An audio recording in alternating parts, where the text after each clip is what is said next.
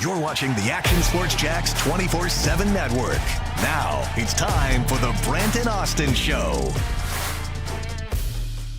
Hey, there's a look at Everbank Stadium as gets set for the Green Bay Packers. What game? We'll talk a little bit about the Packers today. What makes them so good? Because they've been good under LaFleur and Love. I don't think if you look at their roster, like, whoa, but they are pretty darn good. And we expect the Jaguars to have their hands full and probably have to put up some points in this football game. We've got a cool matchup, too, with the wide receiver here in Jacksonville and the cornerback in Green Bay. Yeah. So I think a little more breakdown of that game will be a fun one over the next month or so with all the big games the Jags are playing, and got to get some W's. Hey, everybody, welcome to UNF Arena on the campus of the University of North Florida. We got media days all over the place, by the way, today. Here at UNF, it's media day for the Ospreys, and we even have a little volleyball practice. I didn't know we were coming to volleyball practice. Hopefully they knew we were coming to volleyball practice. Hopefully. I'm not going to lie, man. I've never been to a volleyball practice before, like at a collegiate level. It's intense. It's like there's a lot of things happening at once. I was going to say, I'm not sure everybody, in fact, people probably won't be able to see it, but I'm not going to break it down either. Yeah. They've got like two whiteboards. Yeah. They've got a TV that's showing replays or at least probably some game film. You think like game film and you think about like football and stuff. Correct. And basketball, but you forget about it for the other sports, right? Yeah, it looks like there's like 3 separate scrimmages going on right now as we speak. Yeah, a lot of work being done on this court, and UNF volleyball plays tomorrow. The basketball season is a couple of weeks out, so we'll talk to Matthew Driscoll and Erica Lambert, the men's and women's basketball coaches here for UNF. JU has its media day this afternoon, by the way, and there's a high school soccer media day going on, put on by Sporting Jacks. So there's a lot going on in the area today. Tuesdays, people are so smart about Tuesdays, and they've checked with us over the years, like, hey, Tuesday's the day during football season because the Jags are off, right?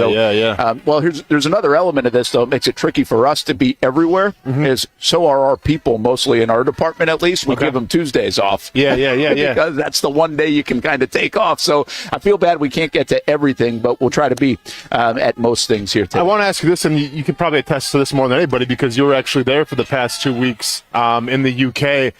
Do you think it's going to be a little detrimental not having the bye week after the London games and now having to get back on the Eastern, time schedule and everything, get ready to play Green Bay here at 1 o'clock? Yeah, I don't think so. And they did it last year. I thought last year was tricky. I can't remember who they played. Who did they play right before New Orleans last year after the 2 games? It doesn't matter. But they came back and they won. I think it might have been Indianapolis. And so they won the game. That's kind of a gimme, though, Brett. Come on now, man. I know. Yeah. But they came back and responded well. Remember now, they had won in 5 different stadiums in that stretch over time. And I remember thinking that they were going to, the week back was not going to be a major problem. I thought with all the different travel that they were doing, I thought it was like the next week that it would catch up to them. And I think it actually, we'll talk about the flex game, I think Jags get a little bit of a break not having to deal with that Sunday nighter in that sense, but they will go on the road. So I actually think they'll take some momentum back here. I think they'll be fine this week against Green Bay. Obviously, a team that will get their attention. I think if you're going to feel it, it will be the next week. And, well, the Jags didn't mind doing that. They won 5 games in 5 different stadiums, which included a Thursday nighter. I really thought that was a tough part of the schedule, the Thursday nighter after the London trip without the bye, and they handled it, and they did well. So this team has been able to do that before. So, and I talked to Christian Kirk last night. He was on Jags Report Live, and I was just asking him about his sleep schedule. So we got back at 4 in the morning yesterday, which would have been Monday our time, obviously, here in Jacksonville. He said he slept until 6. And then he forced himself to stay up. He did the show last night with us. I think he even had to pick his wife up from the airport who was coming back from London. And so he stayed up. And then now we'll get on that normal routine. So I don't think they were off yesterday. They'll be light today. And then I think they'll get back into it. So I don't think it's going to be a problem also. I think they've kind of figured that part out. Yeah. And I don't know which one's harder. Now, I got up early this morning, like earlier than even usual. So I'm probably a couple Golfing hours off. No. Okay, I got you. I just was up at like 6 o'clock. Oh, okay. Right. Just because, and I couldn't go back to bed. So I think I'm probably like an hour or an hour and a half off my normal time, where I'd like to probably get up around 7 or 7:30. Sure. And so I wonder if they feel the same way. I don't know. But, of course, I'm not playing a football game either. Yeah. But come on, Brent. You're still important. Man, you're in front of the camera and stuff? Yeah. Well, listen, I got some allergies going right now. Oh, no. That's a problem. I mean, are we talking like into reserve, or are we going to be okay? Yeah, well, we'll find out. The rest of the show. We good, man? Okay. It's not running down my nose. You'll find out. That's partly injured reserve. I got But it might not be a 4-game thing. It might just be inactive for a game. I don't know. Yeah. We'll battle through. So anyway, I think it's an interesting deal. All right, let's talk more about the flex game. Yeah. it's funny. You say, yeah, like that, and I know what you're saying. Yeah. We all we like the primetime games. But isn't this, in a way, a good thing for this football? Don't you think? I mean, it just hasn't been good in prime time, man. Yeah, I mean, when you look at the situation, you have to balance what could be good and what could be bad. And obviously when you talk about a primetime game, like, you're going to celebrate that because you want this team to be seen, nationwide, if you will. You want this team to be showcased. But to allude to your point, when this team has been showcased in primetime games, it hasn't gone very well, and I think that's the biggest thing. So I'm not surprised by the decision, obviously. I'm a little surprised. So it went from, obviously, the Sunday night game to now 4 o'clock, which I'm a little surprised by that even. Yeah, I wasn't sure about the window. It's going to be a national game at 4 o'clock, so obviously they pivoted to that. So they still get a pretty good spotlight. Now, Fox has their game of the weekend Sunday at like 4:25, so it's not that, but it's a CBS game. I wonder if they'll end up with like Nance. And Romo in that game, if it's on CBS at 4 o'clock. I don't know. There are other games. There are like the Chargers, I think, or Denver and Baltimore. That's an interesting game. Nance and them could go to that. So we'll see. But yeah, it's not a bad. It's still a high-profile game for the Jags. And I was more surprised that it was Minnesota and Indianapolis that went to the Sunday night window. Yeah, absolutely, because Minnesota, obviously, I mean, and once again, you kind of have to see like where these teams going to be in a couple weeks to really make this thing work. But yeah, I was a little surprised because, and I get Indianapolis right now, like they're still winning ball games despite of Anthony Richardson, I mean, not really playing at a really high level right now. I'm a little surprised by it, but I guess the Eagles, fan base, big draw. I'm not the Eagles, but I'm saying like to put them in the 4 o'clock spot, and then you replace it with the Colts. I guess it makes sense. Well, listen, here's what I was trying to think, like, from the NFL standpoint. Okay, why would they do this? So I've really kind of I've been talking to some folks, not from the NFL, just like our own people. And some of this is like, I'll just be honest with you, like, it's a huge win for us, like at the station, CBS, because we get the game that we didn't plan to have. Yeah. And it's we've been on the opposite side of this before too, right? So especially if the Jags go good, they move games to prime time or something like that. So it's right before the election. It's like 2 days before the election. Oh, okay. So the election, I mean, you're going to see a ton of political spots in there. Can't wait. But they're also very highly priced. Yeah. And so I'm thinking it from a national perspective. There are a couple of things that are going through my mind, and I don't know this. I'm just speculating. Did the NFL put the Jags in Philadelphia on Sunday night 2 days before the election because Florida and Pennsylvania are such big political states in an election year?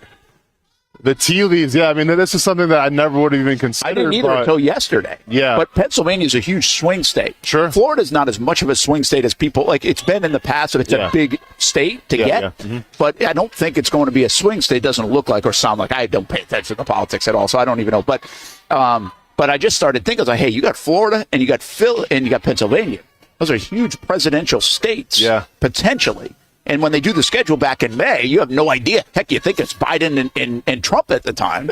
Sure. So did they actually play into it a little bit 2 days before the election? And so if that is the case, it doesn't matter if they put Trinity Christian against Bowles on Sunday Night Football, by the way, right now, because 2 days before this election, the dollars are going to be what the dollars are going to be. It makes sense. So it doesn't matter what your rating is my point. Like, your ad dollars are probably going to be all filled up with political, even for national NBC on Sunday Night Football. Yeah. So therefore, they can throw Minnesota and throw them a bone since they're playing well, and they can put Indianapolis, who's 4-3, and maybe get Anthony Richardson on. Instead of what I thought they should do is Jaden Daniels in Washington against the Giants, which would be a bigger ratings game.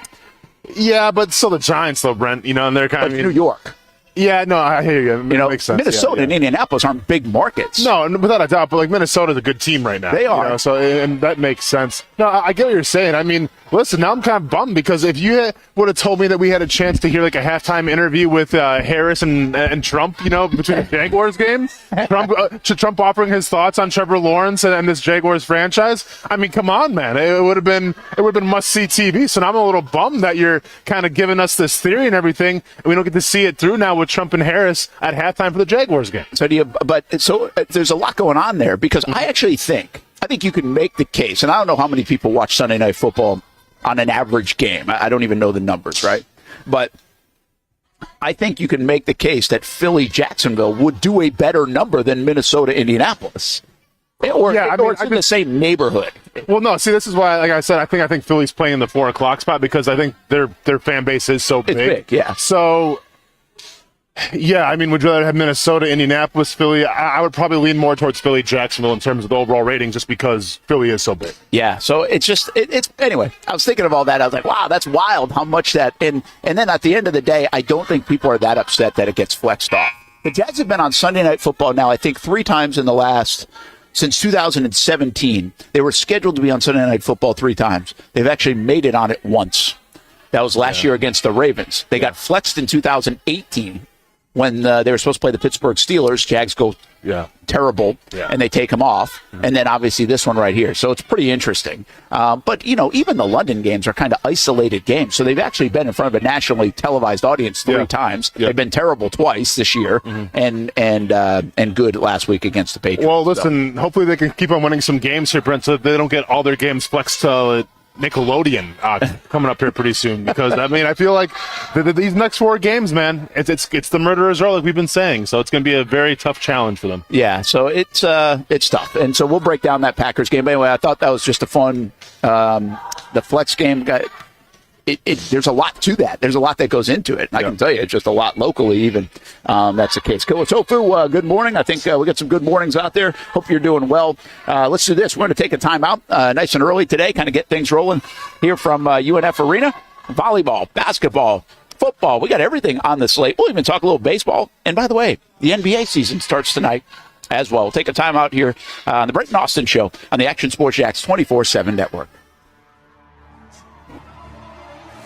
When it comes to trucks, I know exactly what I want. And at Bozard Ford, they make it easy to get exactly that. Let's go make this truck a little more my style. With Bozard Built, I can create my perfect truck right here. Lift kit? Check. Premium wheels? You bet. Advanced lighting package? Oh yeah. The Bozard team works their magic.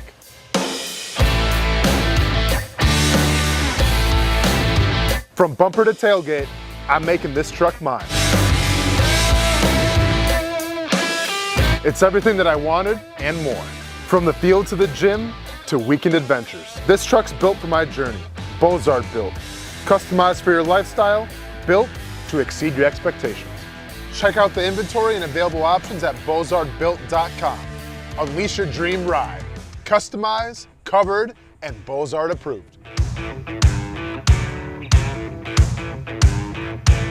It's a new logo, new branding. With Bold City Heating and Air, it's an old school approach. One of the few locally owned and operated air conditioning businesses left in Jacksonville. It's hot, Florida in the summer. You can't do much to avoid it, but you can keep cool with Bold City Heating and Air. It's every customer counts kind of service, from when these trucks have pulled up to my home over the last couple of years and when they pull into your driveway as well. From communication to pricing to the actual service, everyone at Bold City Heating and Air cares about you. You know who is coming to your house. You know they will be well trained, and they will respect your home. Air conditioning convenience at BoldCityAC.com. Stay cool while it gets hot. Bold City Heating and Air can help. Don't get caught sweating all summer. BoldCityAC.com, and they have financing to help. New systems starting at $110 a month and $50 off any repairs. Stay safe, stay comfortable with Bold City Heating and Air at BoldCityAC.com. Homegrown in your hometown.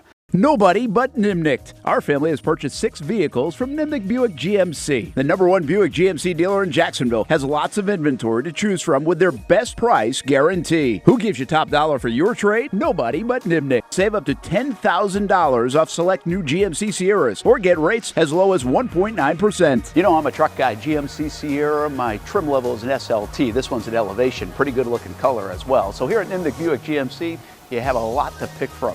My father-in-law, he drives this, an Enclave, so I feel like that GMC in the family. 2025 is coming around the corner, which means it's almost time to close out those 2024s this summer. You can schedule a test drive at NimnichtBuickGMC.com, and while you're there, check your trade value and customize your payment options. Nimnicht is there for you, even on Sundays. So, who has put in the most years and stands behind a better experience? The answer's simple. Nobody but Nimnicht. Your friends in the car business since 1941. GMC, we are professional grade. If you need a quality play this football season at your home, call That One Painter First Coast. Locally owned and operated, experienced employees, no builder-grade materials. And there's more, and for that, we throw it to Noah Schlicksup. That one painter First Coast can apparently help your kicking game, too.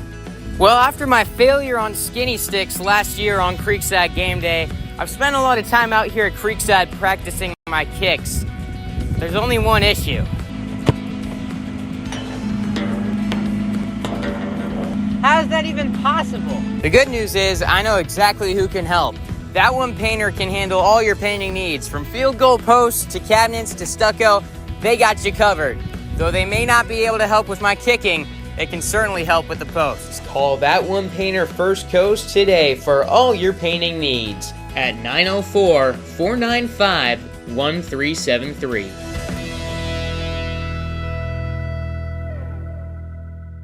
Everyone loves a good game night. Here you don't have to be the host. You don't have to clean up. They bring the food and drinks to you, and you can watch whatever you want on the big screens. It's more than a card room. It's a night full of fun with friends. Best Bet Jacksonville, Orange Park, and now the newest location here in St. Augustine, right off 95 at exit 311. A brand new clean room, a full bar and menu, my favorite sushi in town. And I love the fries too. You don't have to just play poker at Best Bet. That's why I come over here to the table games and play one-card poker. That's a pretty good card and a win. One-card poker is like war as a kid, you against the dealer. And this isn't the only fun table game to play. A friendly staff, a lot of fun. It's a good night out at Best Bet Jacksonville, Orange Park, and the newest location in St. Augustine. You can be a serious player or a novice. It doesn't matter. If winning equals fun, you're a winner every time at Best Bet. I'll save you a seat, and I'll see you down here at Best Bet St. Augustine. Welcome back to the Brent and Austin Show, streaming on the Action Sports Jax 24/7 network. Welcome back here to UNF Arena. Brent Martin along with Austin Lane as we get set for UNF Media Day here on the campus of the University of North Florida. And there's a lot going on. I saw the baseball team out there walking out to practice softball, and they have morning sessions. What day is today? Tuesday. The morning sessions. And then obviously we got volleyball. We're kind of intrigued by the volleyball practice. Yeah, man, it's insane. They have I don't want to speak too loud now because like they're trying to coach up and everything. We'll get our golf voice on. Yeah, we're gonna golf voice on here real quick. But no, there's a lot happening. Like I said, it's my first volleyball practice I've ever seen in person.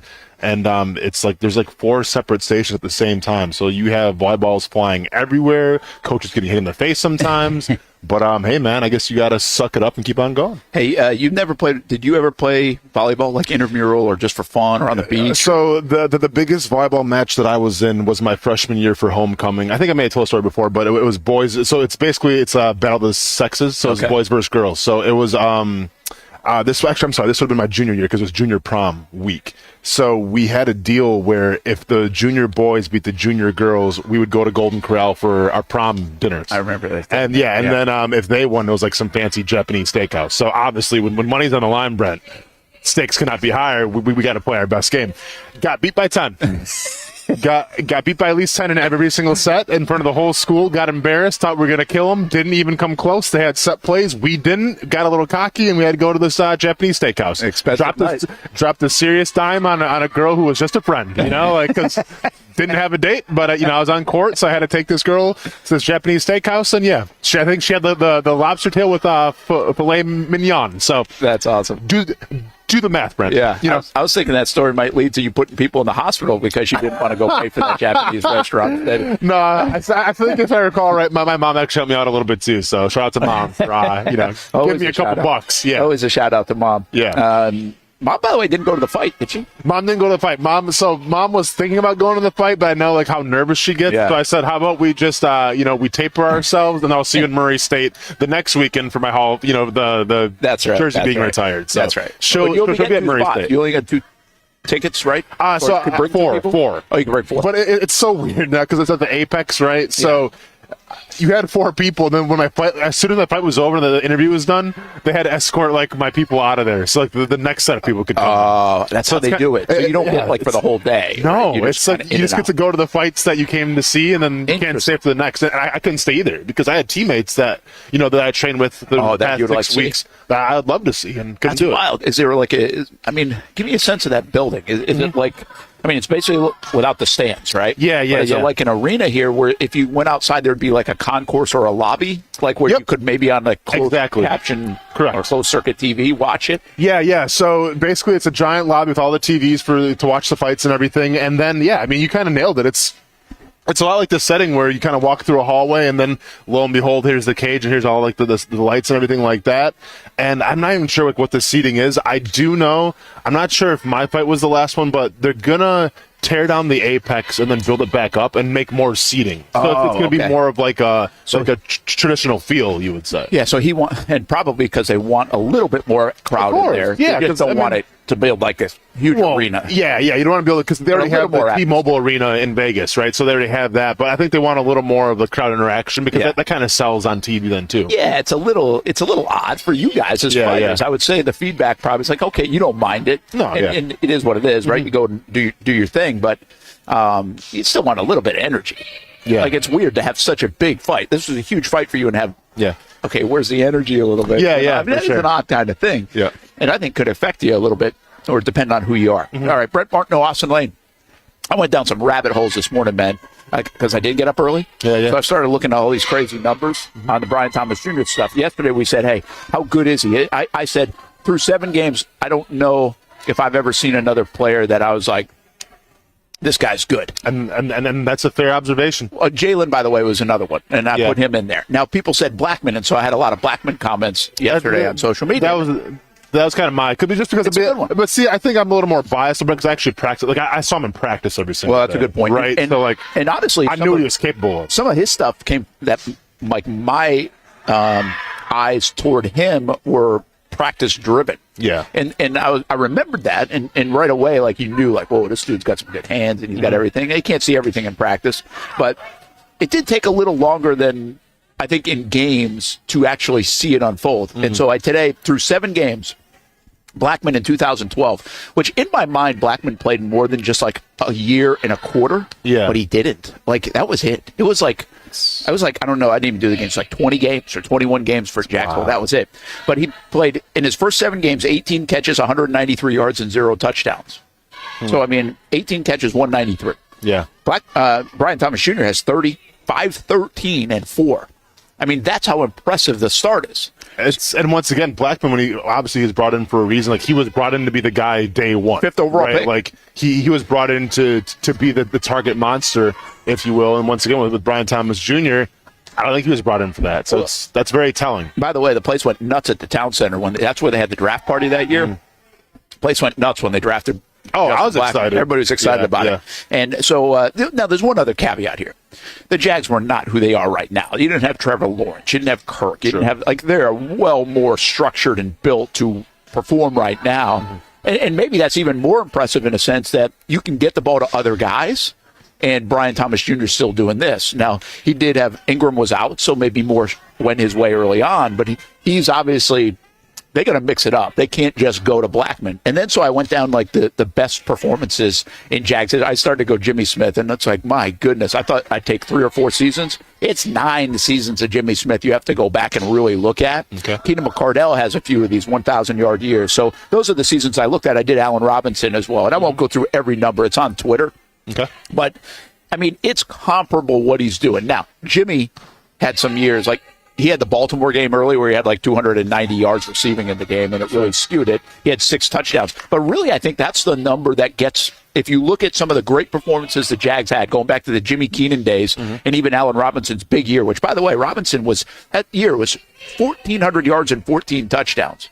So, man, that's 1,400 yards is second all-time to Jimmy. Yeah. Now, what a lot of people are saying, I don't want you caveating this because I don't think it's fair to Allen Robinson. Oh, it's garbage time, garbage time, garbage time. It doesn't matter. It's 1,400 yards, and he averaged 17.5 a pop that year. Yeah. Which I don't think people associate him with a big play guy. No, but it's always like the jump balls and everything. He'd go up and get them. Yeah. He was at that time, and when he was in his prime, I mean, he was like the ultimate 50-50 jump ball, go get it guy. And he also had, I think, a 90-yard reception that year for a touchdown. So anyway, I guess it's a little bit beware, right? Blackman we know was good, and he had different issues. Allen Robinson in year 2 had a big year, and then couldn't really sustain it. Now, injuries and other things, and moves on, and that was his best year by far in the NFL. But then there are the Jimmys and Keenan story, and that's what you hope that you just got in Brian Thomas Jr., because this start relates to them. Jimmy had 1 year where he had 6 touchdowns. Allen had 6 touchdowns through 7 games. Outside of that, the 4 touchdowns is the best that I can find through 7 games for a receiver. I didn't go through everybody. So maybe somebody else popped in there for a really good start, but I don't think it was most likely. The other thing is Jimmy I don't think he had ever double-digit touchdowns. So where I'm going with all this is how good can it get for Brian Thomas Jr.? Because some of these guys, especially Blackman and other guys early in their career, they got off to okay starts or good starts, but they got better as they go. We would think that Trevor Lawrence, Brian Thomas Jr. connection is going to get better as the years go. It's infancy, you would think, right? Because it takes time to build that rapport. It takes time to build that connection. So, no, I absolutely agree with you. Like, what will this look like, 3 or 4 weeks from now, but also in a couple seasons? What are we talking about here? Yeah, and so Doug Peterson talks about scheming them open a little bit.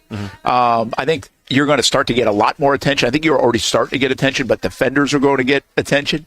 And this week it starts. Yeah. I mean, how good is Jair Alexander? How good is this matchup going to be? Is Brian Thomas now the guy that he travels with? Is he going to be that kind of attention? If I'm the Green Bay Packers, defensive coordinator, that's what I'm assigning. Yeah, absolutely. And man, Jair, it's kind of funny because you go back a few years ago when they drafted him, he slowly, it was almost like how we felt about Jalen Ramsey. Yeah. They kind of felt about Jair Alexander. And there was a time where he was considered, if not 1, 2, or the top 3 best cornerbacks in the NFL. Last season, I feel like he, lost a little bit and gave up some explosive plays, some big plays. But now, I mean, you look at this Packers team, and once again, you alluded to this, like, You see the names on paper. It's more on offense and defense. But on offense, it's like they're not going to knock your socks off. No. But it's almost like the Kansas City Chiefs, where they're so good all around, and then they're well coached, and then they play together. Where it's like they can maybe make up for some of the names that being household, but they do still have some of those star players. And obviously, Jair Alexander, when he's on, is one of those guys. Yeah, and listen, Jordan Love's developing into that. They've got Josh Jacobs. Yeah. So they've got players like. Yep. They just don't I just don't feel like they're as loud as other teams in terms of their superstars, like a Philly or, San Fran, right? San Fran's obviously not playing well. Every one of them's banged up, but it's Baltimore. They just don't feel like they have that many stars and big name players. And you're right, they've been able to piece it together. Now, one thing that's really helped them, and I don't know where they're going into last week, there were 17 turnovers on the year. So let's put that in perspective. They have 17 forced turnovers. The Jags have 2. The Jags have 3, but one of them's on special teams. So the Jags have 2. Yep. 2. I mean, that's a difference of 3 football games you're probably winning and losing. Yeah. Right there. Yep. So, that's a big difference maker for the Green Bay Packers, because actually Love's throwing some interceptions. I think against Houston he had 3 of them, I think. If not, maybe it was 2, but it might have been 3 against Houston. So he's not perfect. He'll still make mistakes, but they seem to be able to rebound or at least get them back on the defensive side of things. They're very opportunistic. What's wild, too, is, and I don't want to say it mirrors the Jaguars, because, like, I think if you look at the Jaguars in terms of pass, because we always talk about pass rushing, right? Like, getting the quarterback is a very important stat in the NFL. And you look at this Packers team, and you see some pretty well-known, like Rashawn Gary. He's a guy that I've compared to Trayvon Walker in the past. Well, and I'm pretty sure this is correct, he only has 2 sacks this season. Like, if you look at, like, their sack totals, like, it's up there. I'm not sure, like, where they are overall with the NFL, but they're pretty damn good defense. But, like, they spread it around. There's not, like, just one guy that's going to come in and take over a game. Like, overall, like, their entire defensive line can get after you. Yeah, so it makes them very dangerous. They're mixing it up. Yeah. Where the Jags, you think they're very heavy, right? It's got to be either Josh or Trayvon Walker. Yeah. So, for instance, here, their leading sack guy right now, and I don't think he's even be playing because he's been out for a little bit, is Devontae Wyatt, the guy from Georgia they got a couple years ago. Huh. He has 3 sacks. That's their team leader right now in sacks, and he hasn't played in, I want to say, like 2 or 3 weeks. Yeah, so, they are collectively they're doing exactly what the Jags are not doing right now, right? But Brent, like, listen to this. So Quay Walker, He has a 1.5 sacks. Adrian Cooper, 1.5 sacks. Keyshawn Nixon, 2 sacks. Rashawn Gary, 2 sacks. Eric Wilson, 2 sacks. Preston Smith, 2.5 sacks. Carl Brooks, 1.5. Kingsley Negbar, 1.5 sacks. So, like, they spread this around. So how many did they have total? For this website, hey, Yahoo Sports, you tell me who all has the sacks here, but they don't tell me the total of them. I mean, I can kind of try to count up real quick, but. No, that's all right. Jags have 15.5 this year. Jags have 15.5 sacks this year? I guess so. Trayvon has 6. I think the Packers are around 18, if I counted this correctly. But again, it's that turnover mark. So yeah. And here's the other thing. I think the fact that Green Bay has played from out front a lot is my guess, right? Given their record, then that helps them. Yep. They're pretty interesting. They're well-rounded. They seem to be playing what they would call complementary football. And I get that's such a cliche, but really the Jags have not played much of that. In the 2 wins, we saw instances of it. I'm not even sure we saw enough of it, but we saw instances of it. Mm-hmm. Obviously, that little flurry at the end of the second quarter for the Jags in London was defense, offense, then special teams. Yeah. We had the same thing against Indianapolis when the tide changed a little bit in that game. I believe that was in the second quarter, too. It was a nice punt return by Devin Duvernay, and that was a mix-in of a defense force a 3-and-out. You get good field position, you return it, they cash in. But really, outside of those 2 moments, there hasn't been a lot of that for Jacksonville. Maybe go back to the Miami game in the first half. I'm sure there was some of that with field position and defense playing, and then obviously the offense cashing in. But the team like the Packers and other teams that are good, they just do a very good job of that. Yeah. No. And the Jags need to be better. They need to be better at it for longer periods of time. Yeah, they have to be better at it for longer periods of time. And like, listen, make no mistake about it. I mean, he's finally back now, but I want to say, I mean, I haven't looked at. Okay, so I think Baker Mayfield now has the lead because he had a couple touchdowns last night, if I'm not mistaken.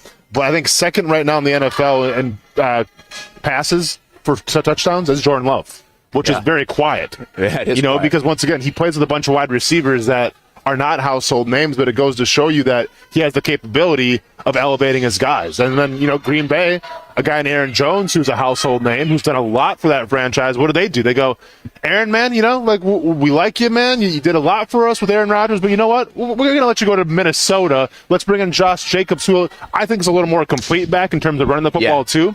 And now he's doing well. And younger as well, yeah. By the way, Aaron Jones is doing a nice job in Minnesota, too, right? No, so, he had some in the tank still to go. So, I think it's a fascinating I think the Packers are fascinating. I think they're better than they look sometimes. I think they win. Mm-hmm. And I said this about LaFleur, man. I mean, LaFleur, I don't think he gets mentioned as like this top-flight coach. His record's amazing. And he obviously has had pretty good quarterback play. And they have good rosters. Like, they don't have a great roster all the time with Aaron Rodgers, but they're good. And then they had Rodgers, and obviously they won a lot of games, and now Jordan Love has picked up. They've got tremendous quarterback play. So let's do this. Take another timeout. We come back. How about Derrick Henry and Lamar Jackson? I mean, how dangerous is Baltimore right now? And what is it? I have a question for, what does it mean when you see a team playing really good football at this time of year? Because can they sustain it? I got these questions about, Packers, Detroit, Minnesota. Baltimore now is really getting hot. Yeah. The interesting thing about a team like Kansas City is they haven't gotten They've hot. been hot and they're undefeated. It's ridiculous. They're undefeated. See, that's dangerous to me. A lot of people are concerned about that. I'm not. If I'm Andy Reid, I'm like, shoot, we can play a lot better. I mean, let's see what week 12, week 13, what we look like. Because Travis Kelce hasn't got going yet. Patrick Mahomes having the worst season of his career, and they're undefeated. I would be celebrating that. I think so, too, if you're figuring out games. Or is it a problem that will last? Because sometimes you can't mask everything. You can mask stuff with wins, and then you have problems. Like the Jags did that a little bit last year. They were winning, but they were like, well, we're still doing things. We're getting away with them. This is going to come back and bite if we don't fix it. They never really fixed it. They paid for it. So there's a couple of different ways to look at that. How would we grade some of the teams that are really playing well right now in that department? We'll talk about it when we come back. We're live at University of North Florida, UNF Arena. It's Basketball Media Day with a little volleyball in the background here on the Action Sports Jacks 24/7 Network. If you don't see a pit, it ain't legit. When you hear that, you think Bono's Pit Barbecue, a staple in Northeast Florida now for 75 years. A place that feels like home with friendly service, a meeting place for friends, family, or business occasions. On the menu, the corn nuggets are a favorite in our house, but there's something for everyone. Sandwiches, platters, salads, sides, desserts, and family feasts. You see Bono's all over the place in Northeast Florida. You know, there are almost 20 locations in the Jacksonville area now, so stop on by, sit down, and dine in with Bono's. You can also take it to go. There are drive-thrus in many of the locations, and they have delivery options too. Just download the Bono's app to make things easy. I signed up for the loyalty program, and you can too, to get special offers. If Jacksonville is home, few things feel more Jacksonville than Bono's Pit Barbecue. Celebrate 75 years and many more to come. Bono's Pit Barbecue. If you don't see a pit, it ain't legit. For the game day hustle and every day in between. Juggling my show, Jag Social, to going under the Friday night lights and a social life, it's a daily tournament. But this ride, MVP status. The all-new 2024 Lincoln Nautilus isn't just my car, it's my personal locker room, office on the go, and VIP lounge on wheels. Let's talk tech. My profile remembers everything from customizing my dash display to setting the ambient lighting and my signature scent. And wireless charging, essential for live tweeting scores. Whether I'm packing for a beach day with friends or heading to the gym, there's space for every passion. After dominating all day, this becomes my recovery zone. The massage feature is like having a personal PT on call. Life's a non-stop game. But with this ride, I'm always on my A game. The 2024 Lincoln Nautilus. Drive your passion.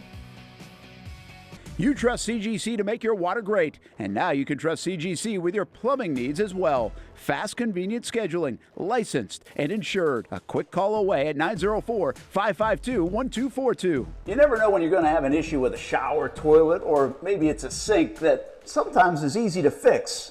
All right, let's be honest. I'm not fixing anything.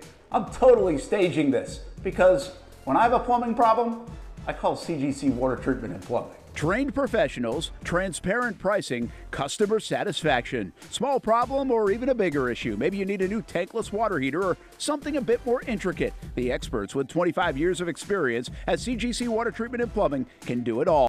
Call 904-552-1242 or visit cgcwater.com. For a limited time, CGC is waiving the trip charge on all related plumbing calls. CGC Water Treatment and Plumbing, an authorized independent Connecticut dealer. Florida license number CFC 1432579.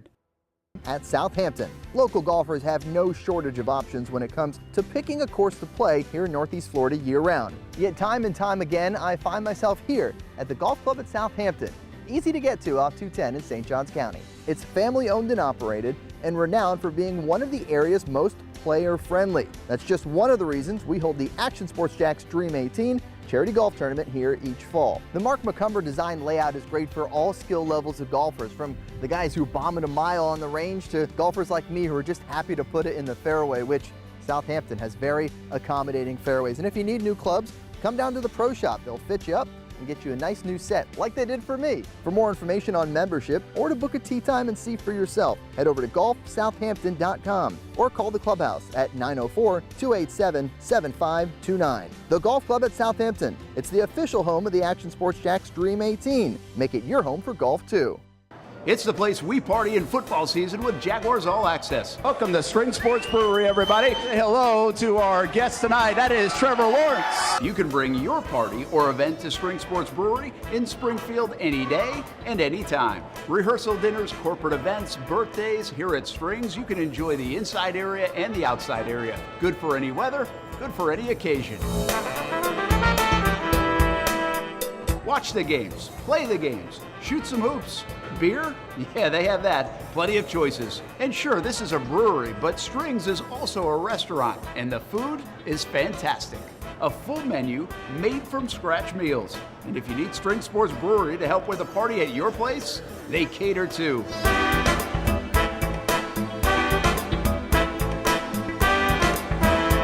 Family, beer, food, sports. Spring Sports Brewery in Springfield.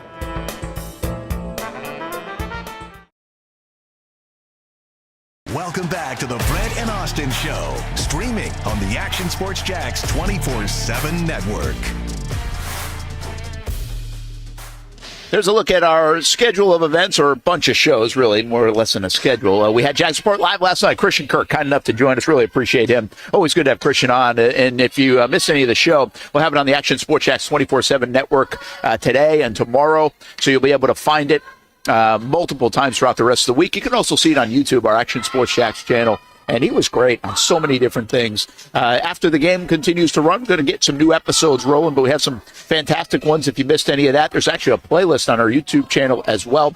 Jaguars All Access coming up Thursday, 7 o'clock. We're working on the guest. I think we'll line up somebody good that you'll like, and maybe even a little bit different than we've had. So stay tuned on that one. I don't have confirmation yet. Jag Social on Friday. And then we're back to 8 o'clock until midnight on the Friday Night Zone Blitz as we get deeper and deeper into this high school football season. We're going to be at week 10 of the high school football season, which has felt very disjointed because of the storms and everything else. And then our weekend lineup will be live at Everbank Stadium, of course, for the Jaguars and Packers game. Brent Martineau, Austin Lane here at the University of North Florida. UNF Media Day basketball season 2 weeks away. We'll talk a little NBA. NBA starts actually tonight. Kind of got this great mix of sports right now, right? I mean, NHL's going on. Yep. NBA. We got the World Series, which I think is going to be a monster World Series. It's going to be a rating smasher for sure. It should be. Yeah. And then obviously we got the NFL and college football and starting to get really fun as we get closer and closer to November.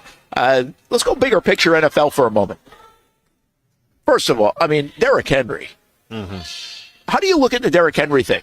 Like, I tweeted this last night. I was like, the commissioners of both of these leagues should have stepped in and not let Derrick Henry go to Baltimore or Ohtani go to the Dodgers. Well, it's so funny how did you watch a lot of the game last night? I watched. Okay, I watched the long. I felt like I watched every time the long runs happen. Well, yeah, Derrick. because with Derrick Henry, I think he had 4 carries in the first half. So like the whole narrative, the first half was, well, Derrick Henry's not getting the ball. Is he hurt? What's going on? And they kept on alluding to it like he's healthy. So then you'd see him on the sidelines, and he looked a little disgruntled. It looked like he was a little. I didn't see that he wasn't. Yeah, it looked like he wasn't a little upset. He wasn't getting the ball and everything.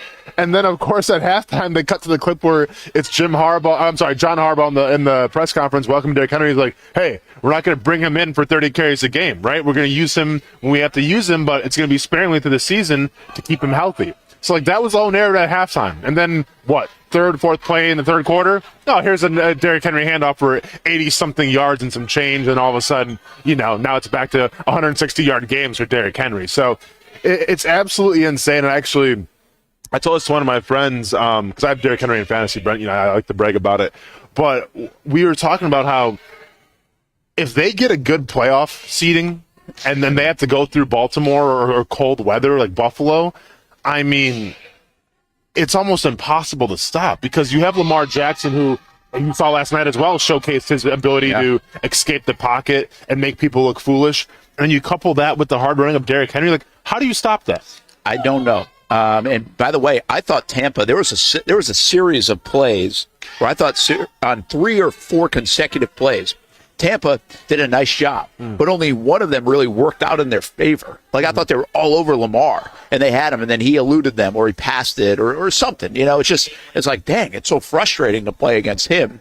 Now, they did wallop him one time, and he's fortunate that he got up from that hit. Yeah. So, because he does not get hit hard very often, because he's hard to hit hard, but he got sideswiped, basically, and they could have called like a helmet-to-helmet hit on it, and they didn't. They called a different penalty, actually, on the Bucs, I think, like a low block on Henry, which was pretty wild. Like, their whole season flashed in front of their eyes. They got a low block on Henry and a whack to the head on Lamar Jackson, all on the same play. They were about 3 yards apart from each other. Yeah, and it's wild, too. And give some credit to Justice Hill. Like, listen, every single NFL season, it seems like there's like a new trend or a new wrinkle that like every team wants to do the copycat with. I feel like this year we're seeing a lot of the goal of trying to put running backs on linebackers and get them in open space. Yeah. And I feel like a lot of teams are doing this. We've seen it with Jacksonville a little bit now, too. Right. Yeah, so I just think that's kind of the trend. And it is a nice change of pace to have a Derrick Henry who's kind of the workhorse, low at the shoulder. And then you have Justice Hill, who's that elusive, that slasher, if you will. Watching them, man, it's not fair. And I get it. They're still trying to figure it out a little bit. Yeah. I think the first couple games of the season, you try to figure out, like, okay, how do we use Justice Hill? How do we use Derrick Henry? Mark Andrews, I guess you're an offensive tackle for the first couple of games. Now he's now he's back again as well, and Isaiah Likely's still there. So it's wild what they have at their disposal. Yeah, listen, Andy says Baltimore has a wicked habit of playing well in the season and falling apart in the playoffs. And I don't know if they truly fall apart. I do think it's fair. I've said this before. Listen, I think Lamar's brilliant. He's fun to watch. He's really he smiles playing the game. He's a fun guy to watch play the game. Yeah. And by the way, I didn't think he was going to be. So I'm not here. I mean, I never imagined this. I watched him play in the Gator Bowl here with Louisville through 3 picks, and I was like, this dude ain't going to make. I mean, we thought he was going to be a wide receiver. Well, I didn't know if he was going to be a wide receiver. I just didn't know that he'd do. I didn't think he'd have MVP. I didn't think he'd do this. And so all the credit to him and them, really, for what they've been able to do and develop him, because he didn't need to be developed a little bit, but he's done it. And now he's just so fun to watch, and he's in his prime, and the game's slow for him, and all those things. But they are. I still have questions about the postseason for them. But I think you might have just gave Andy and me the answer. Like, Derrick Henry might be their playoff answer, quite frankly, because that's who you need to lean on. Yeah. And they haven't had somebody like that. They've actually had a lot of backs been banged up. They've been very unfortunate in that spot. I will say one thing about Baltimore, though. Their defense is not nearly, like, you think Baltimore and you think defense good, it ain't it right now. Like, correct. They were better last night for the most part. Then they gave up some garbage stuff. Yep. But they give up a lot of yards. They're going to have to outscore people. The problem thing is they can right now. I mean, Lamar threw 5 touchdowns. Go ahead. I was going to ask you this because, I mean, obviously, yes, Derrick Henry's great. Justice Hill's been playing well. Mark Andrews is back. But, this whole thing revolves around Lamar Jackson. It does, right? Yeah. And I think we've seen now the emergence of a Jane Daniels who's very Lamar Jackson-esque, and it begs the question that, okay, obviously, and we've said this before, dual-threat quarterbacks, they're the it thing right now, and I understand that. But, do you almost take it up another notch, Brent, where if you have, a diamond, in the rough, if you have a rarity like a Lamar Jackson, like a Jane Daniels with the ability to really play running back as well and slash and everything, when you look at, if you're an NFL team, do you see those guys and be like, I get, you have your Carson Becks, more of your traditional pocket, great, pocket passers and everything, but do you go, you see what Daniels is doing, what Lamar Jackson's doing, and now don't get me twisted, I understand, you have Anthony Richardson, who hasn't really figured it out yet, so I get there's kind of a trial and error there, but if you're a GM, and you're in the need of a quarterback, you see this draft class, do you go, give me the guy that can run the football the most. Give me the guy that we can kind of develop into more of a passing quarterback as well, and give me the explosive playmaker. Yeah, I think you do. I think you're willing to take that risk. The bigger risk is not developing. The bigger risk is staying healthy. I mean, Jaden Daniels took a lot of licks in college. You'll see that all over the place. And then he just took one to the ribs and might cost him a couple of weeks. And it's not going to be the last time. And Anthony Richardson, everybody, I mean, he can't play 8 quarters, shots, right? And by the way, Lamar did this. Lamar is the trickiest one, in my opinion, to hit because he's so elusive. That's crazy. And so to square him up, but even still, he ended up with missing the last 5 and 6 games of previous seasons at the tail end, and they can't win without him. Right? I mean, they're not going to win with that. He's that special and good. So I think but I take my chances is the point, right? If you can be that dynamic and you can have something that it's just too hard to defend. Yep. It's really hard to defend. I actually thought the other day Drake May ran, he can run. Yeah. I thought he should have done it more. I'm still a believer that Trevor can do it more. You get the Jags struggle so much on third down, Austin. I think where you are asking that question, third down is your answer. Third down is where the cheat code actually exists with a quarterback that can move. Yeah. I mean, it's how do you defend sending guys out downfield and then you drop it back like you're going to throw and just have a quicker clock and just run for 3 yards. No, the linebacker can maybe get there. He's fast. He's good too. Trevor's not going to maneuver a linebacker. Yeah, but we saw him in that championship game. The guy's got some wheels now. He's got some wheels. He can be tougher when he needs to be. He's a big guy. Yep. So you don't want to put him in that spot all the time. I get it, but I just think, we saw it the other day. It was 3rd and 8. The back door came open. Yep. He saw it, and he ran for whatever he ran for, 18 yards. I think because let's be honest here. We understand that Trevor Lawrence is not like a Lamar Jackson or Jane Daniels, but I think what benefits Trevor Lawrence is the fact that I think sometimes teams want to sleep a little bit. Go and put the logo up there. Teams want to sleep on Trevor Lawrence in terms of his athletic ability and his ability to run. And then all of a sudden, you see maybe Doug Peterson go in his bag a little bit and do a read option, and all of a sudden, It's wide open because the defensive end's like, oh, this guy's not going to run. Oh, guess what? He can run. He can run for 30 yards if you let him. So I think like what Trevor has going for him right now, and once again, if you keep on running the football, putting the film on tape and everything, well, then eventually teams get hit to the game. But right now, I feel like Trevor's kind of a kept secret in terms of his scrambling ability. I just think, like, I liken it to Mahomes.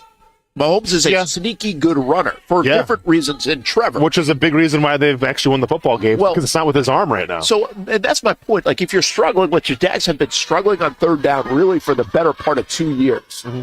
Well, that's a great way to do. Again, you can look at the pass, but if something's not there, then really look to take off, because Mahomes extends plays. That's what he's able to do. Mm-hmm. So I think they could utilize that a little bit more, put that in his mind. He doesn't have to do it a ton, but I think he could do it a little bit more is the point. Brent Martineau, Austin Lane, talking a little bit about, I want to go one more on Derrick Henry. It's an unbelievable thing, because even I've doubted Derrick at times. It's like, how long can you do it, right? Now, people doubted that he could even run coming out of Yulee. Is Alabama going to turn him into a linebacker? Is he going to be able to do it at the NFL level? Is he going to be able to do this, do that, do this, do that? But he's a unicorn, and he's so good. But I have wondered, when's the gas going to run out, right? When's the tank get a little emptier? Yeah. He's almost 30 years old, man, and he's still going to this level. He might be the best back in the league right now, right? Yeah. I mean, name a better one. Name somebody else you'd want. And he's almost 30 years old. It's unheard of with all the miles on him. I mean, he's been running the football a lot since the 8th grade. Yeah. Brent, like, listen, I've said this. I think I said this back on the old show. When it comes to doubting Derrick Henry, there's no way. I can't do it. I'm not going to sit here and say, okay, he's getting up there in age, because he is the unicorn. We all have the preconceived notions of what a running back's lifespan is, and it's finite. You know, I mean, I saw it personally with Maurice Jones-Drew. You know, 1 year he's going off for the rushing title in the season, and he has a Liz Frank injury, and all of a sudden, you know, it just falls off. Yeah. And it happens for everybody. And you talk about a guy in Derrick Henry who got the ball pretty much every single time in high school, was getting 30 carries a game at Alabama, and that was the biggest knock on him coming out of the draft was, well, this guy's got so much mileage, like, theoretically, how long can he actually last in the NFL? And I think that's why he kind of fell a little bit, and teams are kind of turned off by him. Well, we've seen it year in and year out. So to answer the question, listen, I still think he has a lot left in the tank, and I'm not going to – I've never met the guy personally. I don't know him personally, but – I'm not going to doubt him, Brent, because every single year when I say, okay, this is probably going to be the year now, he's got to slow down a little bit. Like, dude, he's getting up there. There's got to be some wear and tear on those tires. He proves me wrong. So I've been proved wrong one too many times with Derrick Henry, and finally I've been on board. I took him in fantasy. So, I mean, I think he has years and years to go, Brent, because like he hasn't shown any signs of slowing down. Yeah, I mean, the numbers are crazy. I mean, he's already well over 10,000 yards. And it's the way that he runs, too. It's not like he's making business decisions. No. He's Other people are. Yeah. I mean, but then he's so damn fast. Like, he really is fast when he gets – and he chews up yards, so because of his length. And I mean, listen, he's well over 10,000 yards. He's, I think, at 100 touchdowns or close to 100 touchdowns now in his career. I think he's a Hall of Famer, man. I've said this for a long time coming out of Jacksonville. He's been underrated when you look at the big picture of Jacksonville and you say, who are the best football players, right? Bob Hayes is always going to be number one. I don't think there's going to be a different one than Bob Hayes. And then Tebow and others start getting mentioned in the name, like the Brian Dawkins of the world. And there's a list. Like, we have a great list of players. I think, well, even now, I think you could say, you can argue that Derrick Henry is the second best player in football to come out of Northeast Florida. Yeah. And some Yulee, not Jacksonville, whatever. But I think you can. Now, again, that's loud. Yeah. There's a lot of there's guys in the Hall of Fame, right? Yeah. But I think he's going there. And again, the reason why I say this, national rushing record holder in high school, Heisman Trophy national champion winner in college. The only thing he's really missing is a Super Bowl. True. And he might get it with these guys. I mean, they're one of the better teams in the NFL right now, for sure. You bring up an interesting point, Brent, because like we've seen what running backs are treated like now, right? They're with all due respect, they're kind of like a dying breed. It seems like. I mean, they're very replaceable. It seems like, except I mean, that's New York. The Hawks going Saquon, but when you talk about Derrick Henry, yeah, for sure. I mean, first ballot Hall of Famer without a doubt, like hands down. It's not even up for debate right now. Are there any other running backs in the NFL that you would consider, like, right now, surefire Hall of Famers? Like, maybe Christian McCaffrey if he keeps it going, but like injuries and once again staying healthy. Yeah. Like, is there any other running back out there right now that I tell you, like, that is on that Derrick name McCaffrey? I think yes, but I don't know the numbers, and the longevity might hurt him because of the injuries that he's had. I think Kamar has put up such good numbers, but it's really faded over the last few years because of injuries and other things. So I can't. I mean, I'm kind of putting in the spot, but like, I can't. Those are the two that come to mind. Sure. That would be in the conversation, and I don't know if there's enough even there. Now, listen, Saquon Barkley's starting to take off. He could still have a long career ahead of him, but he's really got to turn it on because he had some injury problems. So could he potentially be a guy if he continues this pace and what he's doing in Philly has a great 4 years?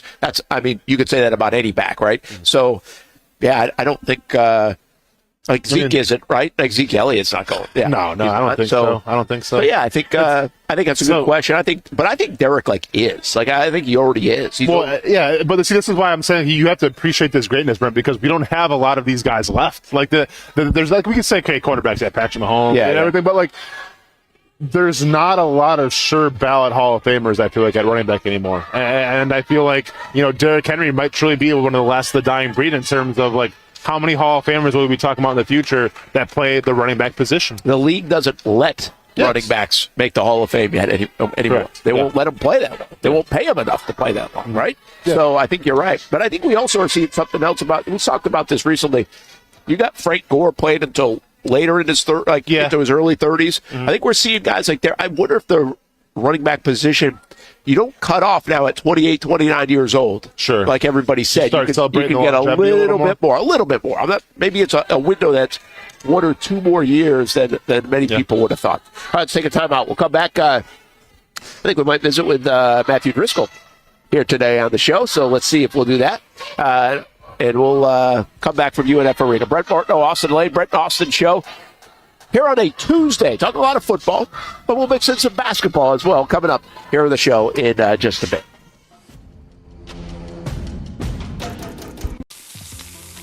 In Northeast Florida, we love hanging out on the back patio, maybe grilling out lunch or dinner with the family, enjoying the good weather, or maybe enjoying the big game on the TV.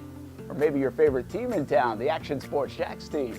This is great, except for when it's really hot or the bugs start coming out. But what if you didn't have to worry about that? Titan Outdoor Solutions will make your outdoor area a comfortable spot any time of the day, any time of the year. This makes too much sense. Titan Outdoor Solutions can give your home an upgrade. Customized pergolas, awnings, controlled shade, even retractable screens. The solution to beating the heat and the bugs and getting more use out of your home is Titan Outdoor Solutions. And this can even help prevent storm damage at your home. Living in Florida and living in your home is already good. Now make it great. Quality products, custom work, locally owned and operated. Visit TitanShuttersAndScreens.com or call 904-484-7580. People helping people. It's at the core of what Alive Credit Union is all about, and it's been that way for over 70 years. From 1954 to 2024, the mission remains to inspire financial wellness and give you a financially fit lifestyle. Alive Credit Union and its employees are committed to not only serving their valued members, but also our community here in Northeast Florida. That commitment includes a partnership with the Action Sports Jacks 24/7 team as the presenting sponsor of all Armada men's and women's broadcasts this summer. Action Sports Jacks and Alive Credit Union, a partnership that just makes sense when it comes to covering Northeast Florida. Alive Credit Union's commitment to our community also involves serving the financial needs of our first responders through the recent merger partnership with City and Police Federal Credit Union. Join the community and become a member of Alive Credit Union today. Find out the many ways you can be inspired in financial wellness at alivecu.coop. I've been telling you about CGC Water Treatment and Plumbing for a long time now. Their drinking water systems remove up to 99% of contaminants. We've had a Connecticut water softener and drinking water system in our home for more than 7 years. You can see the difference whether you're washing clothes, the dishes, or what I like to do most, fill this up for some coffee every morning, and mostly all day. Remember, if you're not filtering your water, you are the filter. Don't be the filter. Right now, save $1,000 or more when you bundle a Connecticut Premier Softener with a Connecticut K5 drinking water system. The experts at CGC Water Treatment and Plumbing will test your water for free and determine your water score. Don't know your water score? CGC will find out and recommend the appropriate Connecticut water treatment solutions so you can improve it. Call 904-552-1242 or visit cgcwater.com. Ask about our 90-day love it or leave it guarantee. CGC Water Treatment and Plumbing, an authorized independent Connecticut dealer. Florida license number CFC 1432579. Baker Sports is local sports. Uniforms from Pop Warner and Little League to travel ball, high school, and college. They make you look good. They help you play good. Baker Sports has been helping families make memories that will last a lifetime with their Baker's Buckets. We've got a lot of these filled with baseballs and softballs in the garage. I've been throwing batting practice to Ty and Kaylee for years, and also sit on the Baker's Bucket, catching Kaylee while she practices her pitching.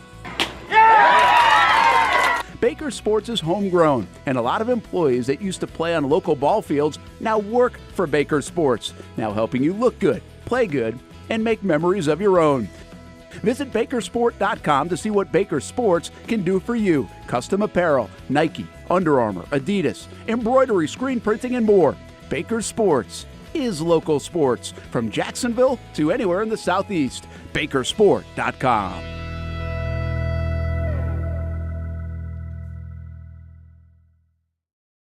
Everyone loves a good game night. Here you don't have to be the host. You don't have to clean up. They bring the food and drinks to you, and you can watch whatever you want on the big screens. It's more than a card room. It's a night full of fun with friends. Best Bet Jacksonville, Orange Park, and now the newest location here in St. Augustine, right off 95 at exit 311. A brand new clean room, a full bar and menu, my favorite sushi in town. And I love the fries too. You don't have to just play poker at Best Bet. That's why I come over here to the table games and play one card poker. That's a pretty good card and a win. One card poker is like war as a kid, you against the dealer. And this isn't the only fun table game to play. A friendly staff, a lot of fun. It's a good night out at Best Bet Jacksonville, Orange Park, and the newest location in St. Augustine. You can be a serious player or a novice. It doesn't matter. If winning equals fun, you're a winner every time at Best Bet. I'll save you a seat, and I'll see you down here at Best Bet St. Augustine. Welcome back to the Brent and Austin Show, streaming on the Action Sports Jax 24/7 network. Welcome back to the Brent and Austen Show, live from UNF Arena, doing UNF Media Day. We got volleyball behind us. You want to talk about controlled chaos of what I'm seeing here from this volleyball team.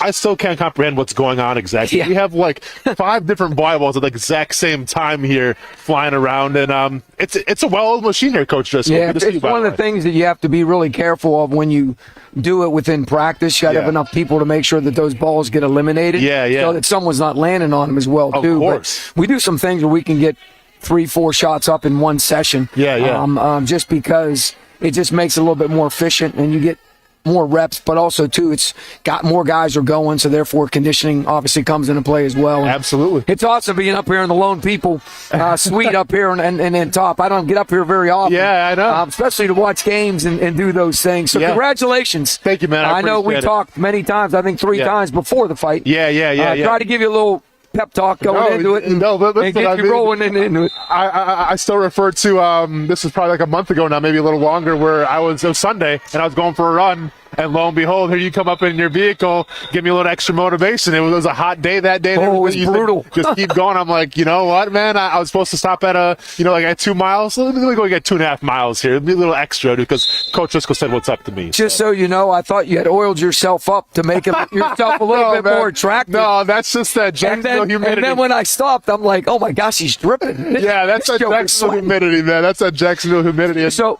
was there any time during the fight? Yeah. At any point from a mental standpoint? Yep.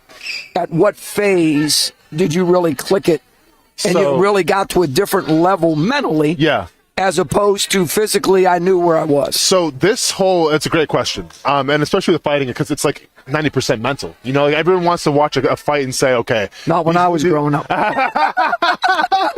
everyone wants to watch a fight and say, okay, this guy's big, this guy's skilled. But like, it really does come down to mentality. And Coach, I'll tell you what, man. I think this would have been, including as an amateur, like my 23rd, 24th fight. I've done it a while now. And this is really the first time that I've really kind of had that aha moment where that light bulb went off a little bit.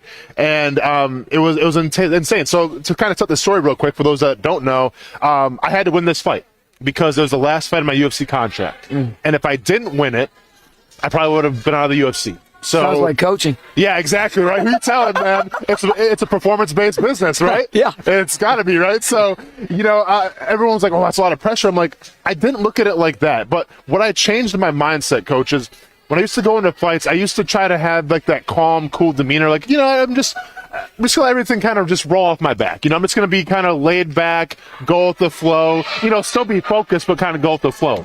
And this time I changed it where it was like, I'm not going to say, okay, let's just, just breathe through it, and when the time comes, perform. No, I put the pressure on myself where it's like, this is the fight for your UFC career. Like, this is what's going to happen. And it wasn't like added pressure or anything, because it focused me so much of, don't worry about like getting loosened up. Don't worry about the breath work. Focus on your opponent, because all that matters is your opponent. Obviously you have the game plan and everything, but like the crowd doesn't matter. The setting doesn't matter. The time that we fight doesn't matter. Don't worry about anything like that. When you start feeling nerves, when you start feeling, the anxiousness, because you do feel that. Sure. Right? Which is natural, of course. Yeah, of course. It's human. We're all human. We're not sociopaths, right? So when I'm walking the cage... It might be AI, though. This might be AI sitting here. I don't know. But when I'm walking in the cage, it was more of just like, okay, I'm feeling a little anxious. Okay, let's focus on, he looks at that overhand right. So I see the overhand right, block it with the left. And that's kind of how I changed the game a little bit, Coach. And when I was in that cage, I was so locked in because I knew exactly what's going to be happening, because the whole, I would say the past 4 weeks was just a focus of, what does he do? Feeling a little nervous? Okay, he likes to throw a kick. If he throws the right kick, check it with the left. That's all the preparation was. So you controlled the controllables. I controlled the controllables. The court's 94-50, 10 feet high, 22-1 and 3/4. Everywhere. Things are things. Correct. The things that aren't. Yes. Are maybe what your opponent has decided to do, what their scouting report is compared to yours. Yeah. What the referee, because I'm guessing you are no different than us. Sometimes referees let this go and that go. Everyone's this different. guy doesn't. This guy does. Yes. When I was at Baylor, one of my tasks was to keep track of the referees. Yeah. And I thought, Coach, what are we doing? Seriously, what are we doing? Yeah. So they still do it. We tracked it, and I made this huge spreadsheet for 6 years with Coach. Yeah. But every time we played, Coach looked and said, hey, I'm 1-7 with you. Is there something wrong with that? Or we'd say, hey, this is a charge guy. Yep. We got to be careful on block charges tonight. Yeah. This is a technical guy. You got to be this guy loves to call techs. Sure. Okay. Yeah. I'm going to throw names out there. Yeah. It's all starting to come back. So you controlled the controllables. Yeah, exactly. And within that, it made you a little bit more lasered. Yes. And made you understand all these other things are peripheral. Correct. Yes, because I think in fighting and basketball too, I think sometimes we have a tendency to try to avoid the pressure. Where, say you're playing in a championship game, say you're in a tournament game with 6,155 people, of course, here. Screaming Osprey fans. You know what I'm saying? Swoop it up. It's a pressure, right? But I think instead of just don't worry about that. No, it's okay to embrace that. Enjoy that moment, be in the moment, and that's exactly what I was. And what does pressure do? Creates diamonds, creates diamonds or burst pipes, man. And I'll tell you what, man, you have some diamonds in your hand, and then I got a diamond this past Saturday. And I think that's the one thing about this group that we have coming back. Yeah. You look at our non-conference schedule, and it's always the same. Yeah. It's in the sense of it's loaded. Yep. South Carolina Open, Georgia Tech, Georgia in the same trip, Nebraska, and then add Florida from a Power 5, but also to the mid-majors. Mm-hmm. Multiple teams that have played in the NCAA tournament in the last several years that have been at the top of their leagues as well too. So I think when you add that in and you have those particular situations, it just bodes so well for when January 2nd comes and we open up at home with Austin Peay followed by Lipscomb to start the A-Sun. I think all those things really wrap it up in a bow, so to speak, that goes to what you say, what is pressure and how do you relieve it, and what makes it more relievable when you know your preparation has put you in a position in order to say, like we say, let's just let the chips fall where they may. Exactly. You know, so that's important. Coach, we'll go talk about your team a little bit. Obviously, we're here for Media Day. You're going to break down everything, what you got this season, but tell me what you got so far. Well, the thing I really, really love about this group is twofold. Number one, with 8 new guys again. Yeah.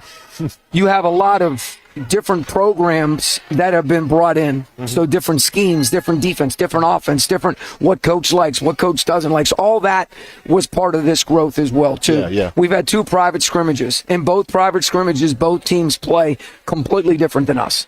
So it's awesome. So instead of them always seeing this, now they've seen something completely different from a physicality, from an athleticism, from a just all those things that we really can't replicate. Well, the non-conference does it, but you'd rather have a couple going into that, right? And so we've seen that as well, too. And these guys didn't take a step back. These guys didn't wilt. These guys continue to move forward.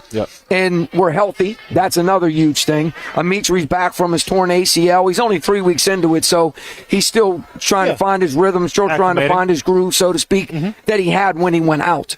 But with all those things, opportunities are presented. And so now, young person turned his ankle, couldn't play Saturday. Well, now some other guys got an opportunity to shine under the lights. And now you're like, oh, you know what? He's not bad. Oh, you know what? He took advantage of this. And so I thought Lane Kiffin said it best, and I really liked the way he said it. Right? When you have this kind of talent and these kind of players, and you bring in, our staff does an incredible job recruiting. That's why we sustained. Right? In order to sustain, you've got to have players. Lane Kiffin said this, there's always a cost benefit to everything. The benefit is, obviously, we have really good talent. And guys are really, really, really fighting to get on the floor, to get minutes, to help us do whatever they need to do to help us win. But there's also a cost involved with that. And that is, at the end of the day, some people that aren't going to play. So how are you going to respond to that? How are you going to handle that? And then when illness, injury, attrition, when those things come in, seep in, so to speak. And you're called, and you're set, let's go. Austin, you're up. It's your time. So here you are saying, well, I should have, could have, would have. Well, you had all these opportunities. What are you going to, and now it's like, okay, it's yours. Like you said that, what are you going to do? And that's why I think in athletics, and it's probably better off said in life. If you truly embrace wholeheartedly where your feet are planted, then things have a way of working themselves out. It's just, I love it. It's an amazing thing how that all transpires. And it might not be right now. It might not be microwave society. It might be Chaz Lanier, scored 17 points as a freshman. Right? Or the kid for the Pistons who scored 7 points as a freshman, and he was a second-round draft pick, right? It might take a little bit of time. But what you do during that time, the preparation, when the opportunity presents itself, that's when. Well, Coach, speaking of the preparation here, because, you know, you find yourself in a unique circumstance, because I think back then with mid-majors, you know, you usually had your guys. You had your guys for a couple of years. But now, I mean, with NIL and everything, it's kind of a revolving door in terms of guys leaving, guys coming in and everything. So from your perspective, because obviously you come under a coaching tree and you have your own philosophies, but, like, how much of it do you take that philosophy and say, okay, I have my philosophy here. We have these new faces. New faces fit my philosophy. Or do you go, all right, well, I got to see what we got first, and I have to build my philosophy off of what we actually have? So first part is we always find a round peg. We got a round hole. I got you. So we're putting a round peg in a round hole. So that part is a little bit easy for us. But we did change. We've played more than we've ever played before. We've eliminated things and made things, even though we were simple, we've even simplified it even more. Because with 15 new guys in 2 years, there's only one guy of the 14 guys on the roster that's been with us that's played more than a year. It's unreal. So when you have that kind of scenario, as a coach, you have to do those things. In 2016, after our second championship, when we won the 2020 championship, it was a completely new roster. They all graduated. In 2021, that team that we brought in, full of dudes, man, ballers, including Chaz Lanier, a young man in Missouri that's making a lot of money, and some other people as well, too. We built it right. And we had another chance for multi-championship teams. However, the landscape changes. And I think our third, back-to-back-to-back, our third recruiting class, we've done it again. However, how well do you hold on to them? How well can you continue to grow with them? And how well can you continue to develop and mold, which has been our greatest asset. Yeah. You look at a guy like Chaz Lanier, he goes to Tennessee, had 27 on Saturday in a private scrimmage that nobody knows about, 7 for 12 from 3. No. But our point is, we know how to recruit, we know how to develop. We just got to continue to sustain that, believe that, and just do the things that we know are right for not only the program, but for these young men. So they can be, if it's to be a husband, to be husbands, to be a father, whatever their cards are, to make them as good of men as we can. Coach, I think, last time we kind of talked about, the chemistry and everything. You're back in the studio, and I think chemistry is it's an important thing of life, but it's an important thing in sports, especially basketball as well. And you talk about all these new, fresh faces. So obviously you build that chemistry through practice and everything, but do you kind of go above and beyond? Are you communicating with these guys? I'm sure there's some kind of stipulations, but are you kind of overwatching these guys outside of basketball? 100%. You are? Okay. 100%. Yeah. It's deep. It's deep with our staff. It's deep coming into watching video and doing one-on-ones. It's deep from an academia standpoint because our staff has the guys, separate guys individually. It's deep when they go, take them out to lunch, take them to breakfast. Just took all the seniors to dinner the other night. It's, taking them to their doctor's appointments. That's another thing I never realized in 16 years, how important that is. Anytime I'm in town, I'm going to be there. Because I want to be part of whatever it is they're going through. Help them know what they listened, because they hear, right? Of course. Because all they hear is, I can't play. Well, that's not what I said. So I think all those things that we do and the way in which we do them, and our wives are very, very involved. People always say, well, she knew what she was getting into. No, she didn't. I didn't even know what I was getting into. Come on, I've never been a head coach at this level. However, if you're a servant, then it doesn't matter. You'll continue to just blossom and grow through it and do the things you have to do. So when talents equal, character is going to separate you. I truly believe that. Coach, as a big fan of basketball, as someone who played at the high school level, I was never much of a three-point shooter. So I don't have to worry about, going on cold streaks. I was always underneath the rim, just dunking. It was pretty easy for me. There's always a place for a guy that can do that. No, for sure. You can rebound and dunk. Yeah, but in terms of your team identity, you guys are known as shooters. Right? You guys are known for shooting that's where you've won a lot of your championships and everything. But let me ask you this. What do you say to your team when you go through that cold streak? When you're in a game and all of a sudden maybe the ball's not going like you want it to, do you just tell them to keep on shooting? And do you take it upon yourself to maybe say something? How do you handle a team that's known for shooting that goes on a cold streak? So we start at the beginning. Okay. Because everybody, media, everybody on the outside is going to talk about this. Gotcha. They're going to say to you, and you better embrace it. Yeah, we shoot threes. Yeah, we can shoot threes. Yeah, that's what we do. Yeah. But also, too, we shot 62% at the rim last year, but nobody knows that. Because it's how so everybody's, because we led the country in three-point shooting again for the third time in the last 5 years. Yeah. So when you look at this and when you talk about what you just said, I don't let them think that they can have a bad day. I don't let them think that if you shot 35, shoot 40. Yeah. If we shot 42, shoot 45. If you're open, shoot the ball. Yeah. Because if you're not, now you're mentally distraught. You're separating in your own mind what's a good shot or a bad shot. You're fixing your wrist. You're turning your hand. Oh, is it this? Oh, is it that? And it's all mental. When in reality, it's all about going 1-0. So Parker Smith goes 1 for 11 on Saturday. He goes 11 for 17 on Monday. So, you got to understand, you got to be tough enough mentally to know I'm taking the right shot. Coach, the coaches have trusted me to take the right shot.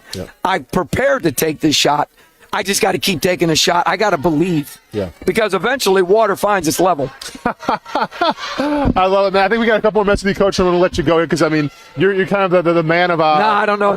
Just soldier in the Army. No, Coach, listen, man. You wore this suit here, so I feel like, So this is the suit that I wore 16 years ago when I got the job. No kidding. And the tie. No kidding. Yes, sir. And every media day I wear it. I think the fact that you've worn it every single media day and you still look great in it says a lot about, I've had it altered once. Okay. It was taken in. Muscles? Or no, taken in. Yeah. And also, too, I think my pants, I need to get them tapered. I think the cuffs are out. I think I got to get into the 2024. So I might have to get, but nobody sees the pants. Coach, so, you're talking about your 16th season now at UNF. Man, it's a long time. And, when we talk about the modern collegiate athlete, I'm sure that whole personality has changed a lot since you started out. How have you adapted to that? You know, because, I mean, I've been offered many times to coach collegiately, even high school, and it's just, you know, I remember me being a player myself, and I remember the coaches that I had, and some of their philosophy, some of the way that they went about things, you can't do that anymore. You know what I'm saying? Because I feel like now players, that they're so perked up, you know, that they listen to everything that gets said about them, and sometimes maybe a little more sensitive and taking it the wrong way. How have you adapted your coaching philosophies for, you know, this long, going to your 16th season, and what do you hope to implement this year? Just talked about this actually yesterday a little bit, and I've always been brought up and don't expect to be praised for what you do right, but you'll be disciplined for what you do wrong. Yeah. But if you have a commitment to consistency, those three things can bode well for you in life. Mm-hmm. I've coached that way. Mm-hmm. I've always coached hard. Mm-hmm. I've always coached passionately. Yeah. We've never, ever made it personal. It's just not that way. Mm-hmm. But if you build a relationship and you build love and you build trust, they understand. Jalen said to me yesterday, I said this exact thing to him, our starting lead guard, and made that comment. He says, Coach, like I know you love me, and I know how you go about things. Like, like you're not hurting my, you know. So those guys understand that as well too. But also too, in this landscape, I think the one thing, Austin, that gets lost is these guys still want to be loved. They still want to be disciplined. They still want you to be there when their girlfriend doesn't work out. They still want you to be there when they're really bad. They still want you to be there when they make a bad decision. And their discernment isn't exactly what you want it to be. These guys are no different than you. You had those mental aspects. You had those mental struggles. You had all that stuff. You just didn't have social media. Correct. And so it's even expounded upon even greater because of that. But you're still a human being. You're still a man. You're still going through the same nuances that the 2010 guys did and the 2015 guys did and the 2020 guys did. You know, Coach, I'm going to be honest with you, man, because I would say I've had a lot of great coaches playing football, and I've had some okay ones. I've had some ones that really make me question, like, okay, well, who did you know to get this job, right? But I think what I've learned in my playing careers, even MMA as well, is, you know, I've had all types of personalities, but the ones that really stuck out to me, and this is what reminds me a lot about you and why I respect you so much. Thank you. It's the ones that are genuine. You know, the ones that it's not a facade, it's not a character, it's who you truly are. Because regardless, I feel like, of what generations act like now, or, you know, the personalities and everything, I still think whether it's professional or collegiate athletes, they can still tell when someone's being genuine or not, and they appreciate, you know, someone being genuine. So thank you. That's so I mean, that's why I've always been drawn to you, man. I've always been such a big fan of you because we know we're getting one with you. You know, every single time you come on the show, we know exactly what you're getting. Every time you're on the court, you know what you're going to give. You're going to give it your all. You're going to have enthusiasm because that's who you are. I think being genuine, man, sometimes gets lost, I feel like, in this world. So it's good to see you. God will make the decision whenever the decision comes. God will take me out of here. Yes, sir. Not out of the earth, but out of this, whatever that is. And secondly, you said something to lead into your statement, and I appreciate it's very kind of you. You said some guys get jobs for whatever reason. Correct. Don't ever burn a bridge. Yep. But also, too, understand that you can agree to disagree. Yeah. And in 1998, when we were at the University of Wyoming, and the athletic director was lambasting me for not staying and going to Clemson in the ACC. Yeah. That's the same guy that hired me in 09.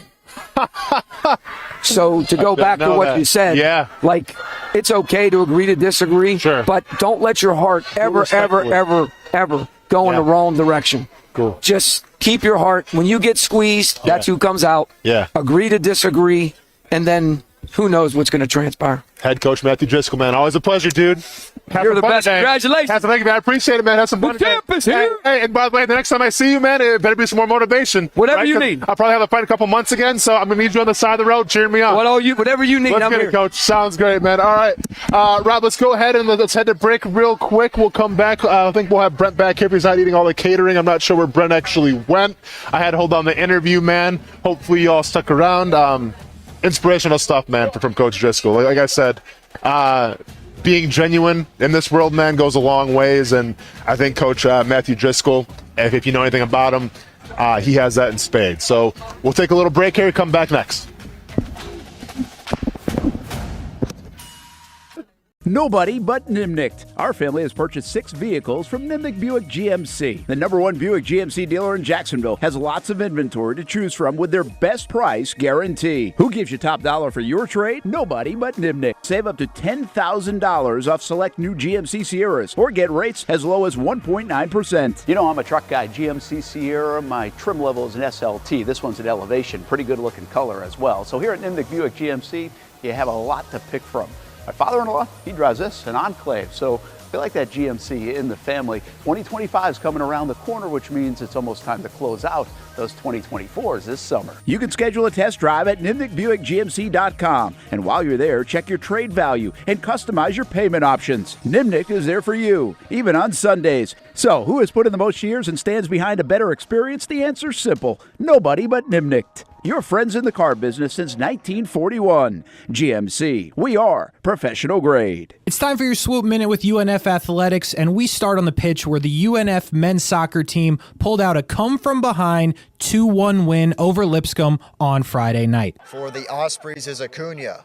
Into the box, Acuna scores! That was the second of the night, and the match winner from Joaquin Acuna. The Ospreys get a big A-Sun win in Nashville. On the hardwood, the UNF women's volleyball team picked up a sweep of Queens on Friday night, with Amy Burkhart picking up 21 kills, setting a UNF D1 3-set match record. The Ospreys volleyball team will be in action this week at UNF Arena as they face off with A-Sun opponents Lipscomb on Friday and Austin Peay on Saturday. And don't forget, we are under a month away from the start of basketball seasons for both the men and the women, who get their season started the first week of November. Season tickets for men and women's basketball are on sale and can be found along with schedules and results on UNFOspreys.com. I've been telling you about CGC Water Treatment and Plumbing for a long time now. Their drinking water systems remove up to 99% of contaminants. We've had a Connecticut water softener and drinking water system in our home for more than 7 years. You can see the difference whether you're washing clothes,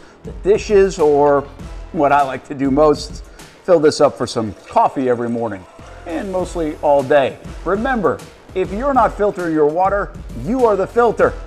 Don't be the filter. Right now, save $1,000 or more when you bundle a Connecticut Premier Softener with a Connecticut K5 drinking water system. The experts at CGC Water Treatment and Plumbing will test your water for free and determine your water score. Don't know your water score? CGC will find out and recommend the appropriate Connecticut water treatment solutions so you can improve it. Call 904-552-1242 or visit cgcwater.com. Ask about our 90-day love it or leave it guarantee. CGC Water Treatment and Plumbing, an authorized independent Connecticut dealer. Florida license number CFC 1432579. When it comes to trucks, I know exactly what I want. And at Bozard Ford, they make it easy to get exactly that. Let's go make this truck a little more my style. With Bozard Built, I can create my perfect truck right here. Lift kit? Check. Premium wheels? You bet. Advanced lighting package? Oh yeah. The Bozard team works their magic.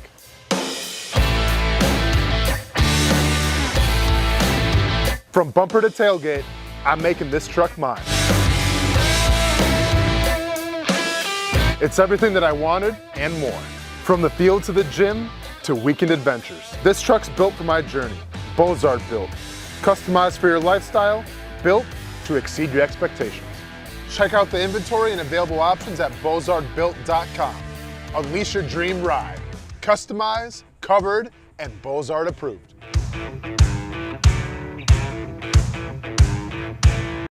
New to town or always been in town? Everyone is always looking for a good pizza place. Our place is Donato's Pizza.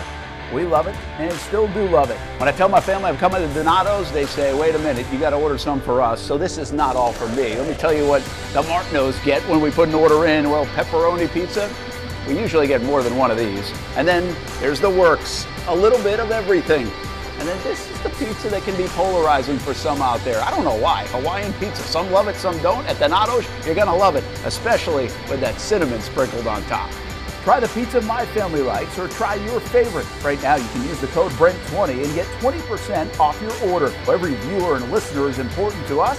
And at Donato's Pizza, every piece is important. From fresh ingredients to the dedicated team members and you, the valued customer. Donato's Pizza, where every piece comes together for a winning combination. Jack's Beach and Mandarin locations, Donato's Pizza, Every piece is important. Welcome back to the Brent and Austin Show, streaming on the Action Sports Jax 24/7 network. Hey, I love talking basketball, and hoop season is here. NBA starts tonight. We just had Matthew Driscoll on, men's basketball coach here at the University of North Florida. How about we talk some women's hoops with volleyball in the background?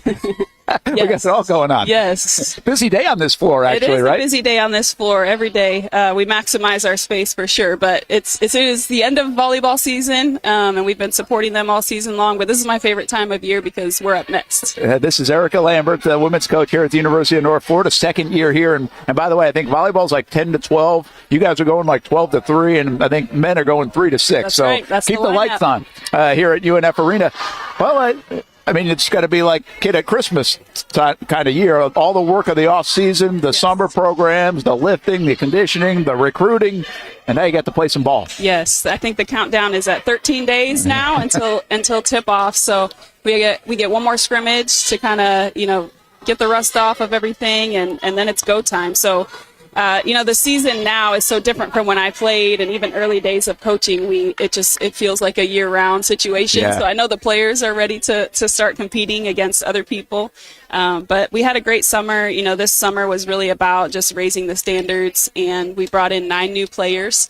So we spent a lot of time just getting to know each other, really working on team bonding, team dynamic type stuff. But it's going to take this roster a little bit of time, I think, to learn how to play together.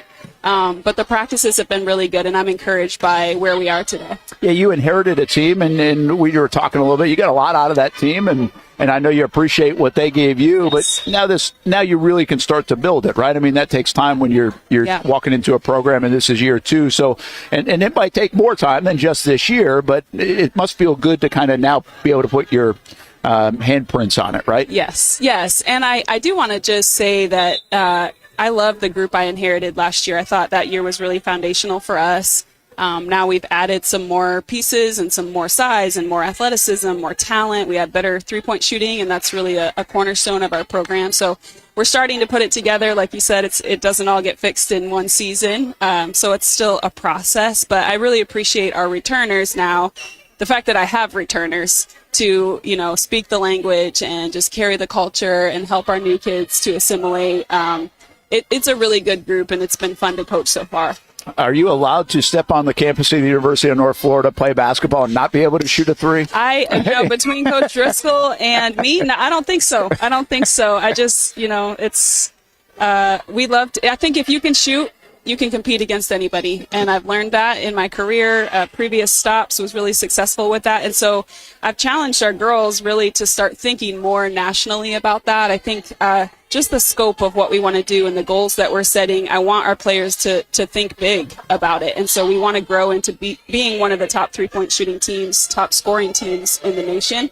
We're well off that mark right now, but I think in order for them to understand, why we're doing what we're doing in practice every day and the volume of shots that we put up and why we're so detailed about offensive efficiency, that's where we're headed. Well, that's a fun way to play too, right? I mean, when you're recruiting that's got to be a little bit easier than, hey, green light. Who doesn't like that? Right. It's got to be, right? I mean, that's a fun style of play. Now, you still got to get it done on the other end. Yes. And we talk about this with Coach all the time. I mean, that part is overlooked sometimes by people on the outside and not by the coaching staff, sure, but even by players. You still got to play that. It's still about defense. Yeah, and honestly, as a player myself, I was all about defense. I don't think I ever attempted a 3-point shot in my entire playing career, so definitely a more traditional style of play. And now as a coach, just getting to put those two things together. And for us this year, we have a bigger roster, not just in size, but in numbers. So last year we were pretty shorthanded in having healthy players. And so I feel like there were things we wanted to do defensively that we couldn't do because we didn't have enough people to run in and out and trying to keep everybody healthy. But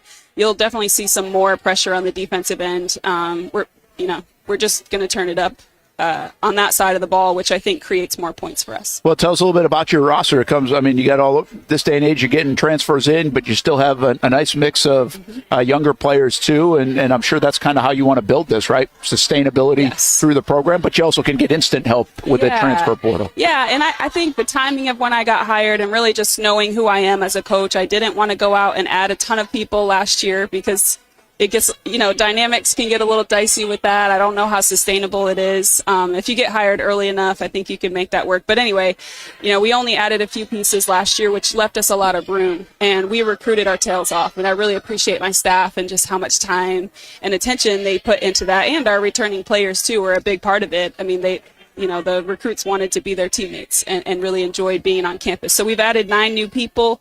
Some of those, the key players in the new group, I would say Jameson Stinson. She's a freshman sniper from Ohio, so great three-point shooter, which is, again, what we want to do, but she's a tall three-point shooter, so that helps too. Jazz Spencer is just a playmaker. She was a JUCO kid who came to us from Jack State. She's a 5th year, so a scoring vet. Yeah. She's had college games where she scored 40 and 50 points, and you just can't teach that. No. So she's going to be really, really good for us. Other notable new players, Grace Hunter, she's a captain for us, which is pretty unique, for a new player to come in and be respected as a leader. Why is that? She's a 6th year, first of all, so she's like a grandma to the rest of the team. But it's not just her age, it's her work ethic. Yeah. So she's just, I think she blew everybody out of the water in strength and conditioning this summer, which, she gained a lot of credibility that way. But she's just a really heady, smart player with a lot of experience. And Sydney Pettis adds some size and athleticism for us in the post, but she's just a sophomore. So, lots of development and a high ceiling there. And then Jazz Gibson, I'm really excited about her addition to our team. She's a 6'1" guard forward. She was a steal for us just in terms of she's a physical specimen. She's got to learn to play a little bit more under control, but the sky is really the limit for that kid from Orlando, so we were happy to sign her. And then Nikki Carino is another freshman who adds size for us, but she's a defensive mismatch because she's a sniper from 3 as well. So really excited about our new kids.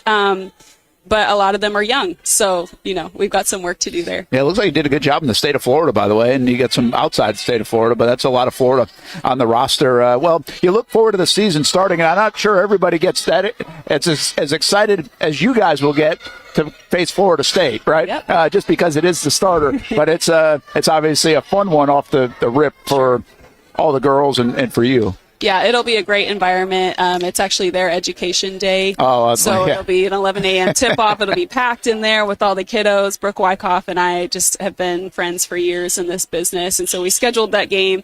And it'll be a great opener for us. And then we come home and we have our own education day, November 6th. So we'll pack this place out with the little kids. And then November 9th, Saturday the 9th, is kind of our true home opener against Georgia Southern. Yeah, that'll be 1 o'clock, by the way, on the 9th on Saturday. And before we let you go, and I know we got to get going to the media day portion of this, appreciate you stopping by. Erica Lambert, women's basketball coach here at the University of North Florida. What's the conference like? And obviously it's all about the conference, really, when you get to the turn of the year. Sure. Florida Gulf Coast is always... We know what they're about. Yeah. Not a lot of, detail needed there. We all know what they can do. But, and I just have a lot of respect for the standard that they've set, year in and year out. So they represent the top of our league. I would say Central Arkansas and Lipscomb are up there. They've got some really key returners, a lot of skilled returners. The middle of the pack really gets jumbled, I think, because we just don't know who's on everybody's roster, and you've got a lot of transfers and not quite sure. So right now, we're in the bottom third of the league, and we've really challenged our girls. Like, this is the time for us to make a big jump forward. We're not going to go run the table. We're not going to go, do everything we want to do long term this year, but we do need to make a big jump forward, and I'm confident we can do that. Awesome. Good stuff. It all starts November 4th against Florida State. Erica Lambert, women's basketball coach. Have fun. Good luck this season. Thank you very much. Good to see you again. And by the way, once I figure out these allergies, I'll let you know. Okay, I know you're struggling with them sometimes too. I'm definitely struggling today with them. We'll be back. Brent Austen Show. Back to some football conversation here at UNF Arena on a Tuesday on the Action Sports Jacks 24/7 network. Thanks so much. Thank you. It's a new logo, new branding. With Bold City Heating and Air, it's an old school approach. One of the few locally owned and operated air conditioning businesses left in Jacksonville. It's hot, Florida in the summer. You can't do much to avoid it, but you can keep cool with Bold City Heating and Air. It's every customer counts kind of service, from when these trucks have pulled up to my home over the last couple of years and when they pull into your driveway as well. From communication to pricing to the actual service, everyone at Bold City Heating and Air cares about you. You know who is coming to your house. You know they will be well trained, and they will respect your home. Air conditioning convenience at boldcityac.com. Stay cool while it gets hot. Bold City Heating and Air can help. Don't get caught sweating all summer. BoldCityAC.com, and they have financing to help.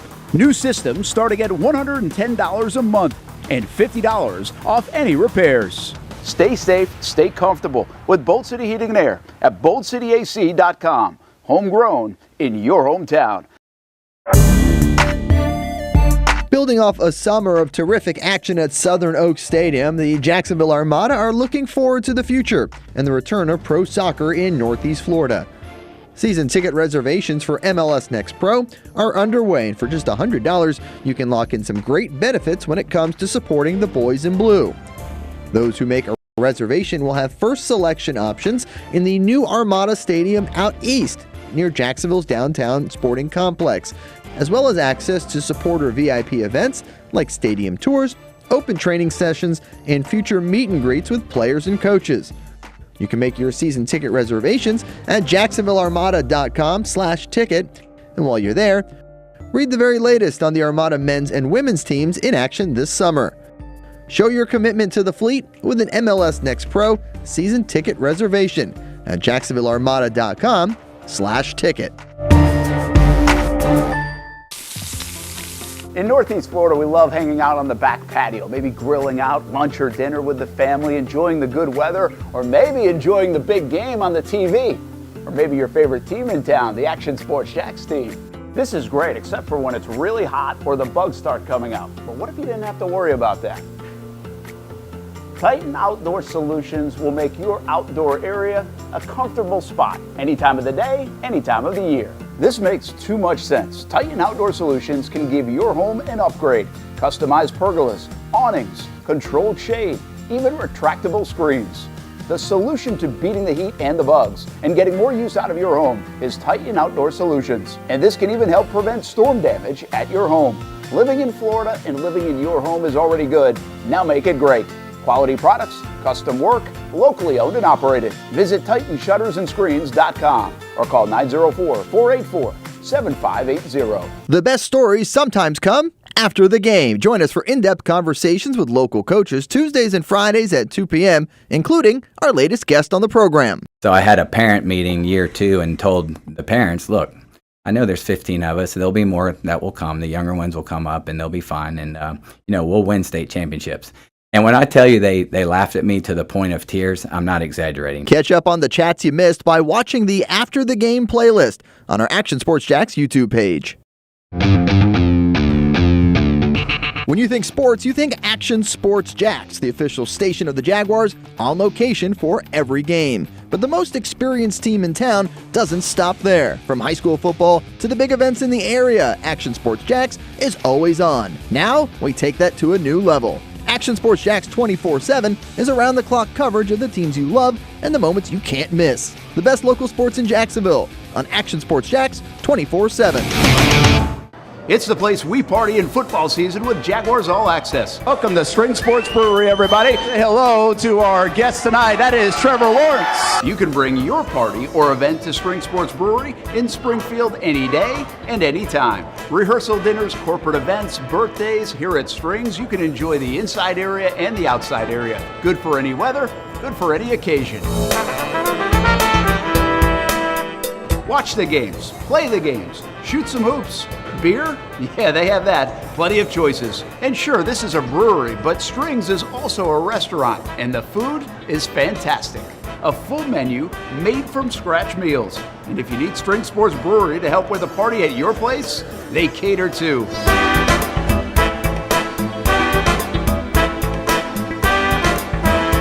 Family, beer, food, sports. Spring Sports Brewery in Springfield. Welcome back to the Brent and Austen Show, streaming on the Action Sports Jacks 24/7 network.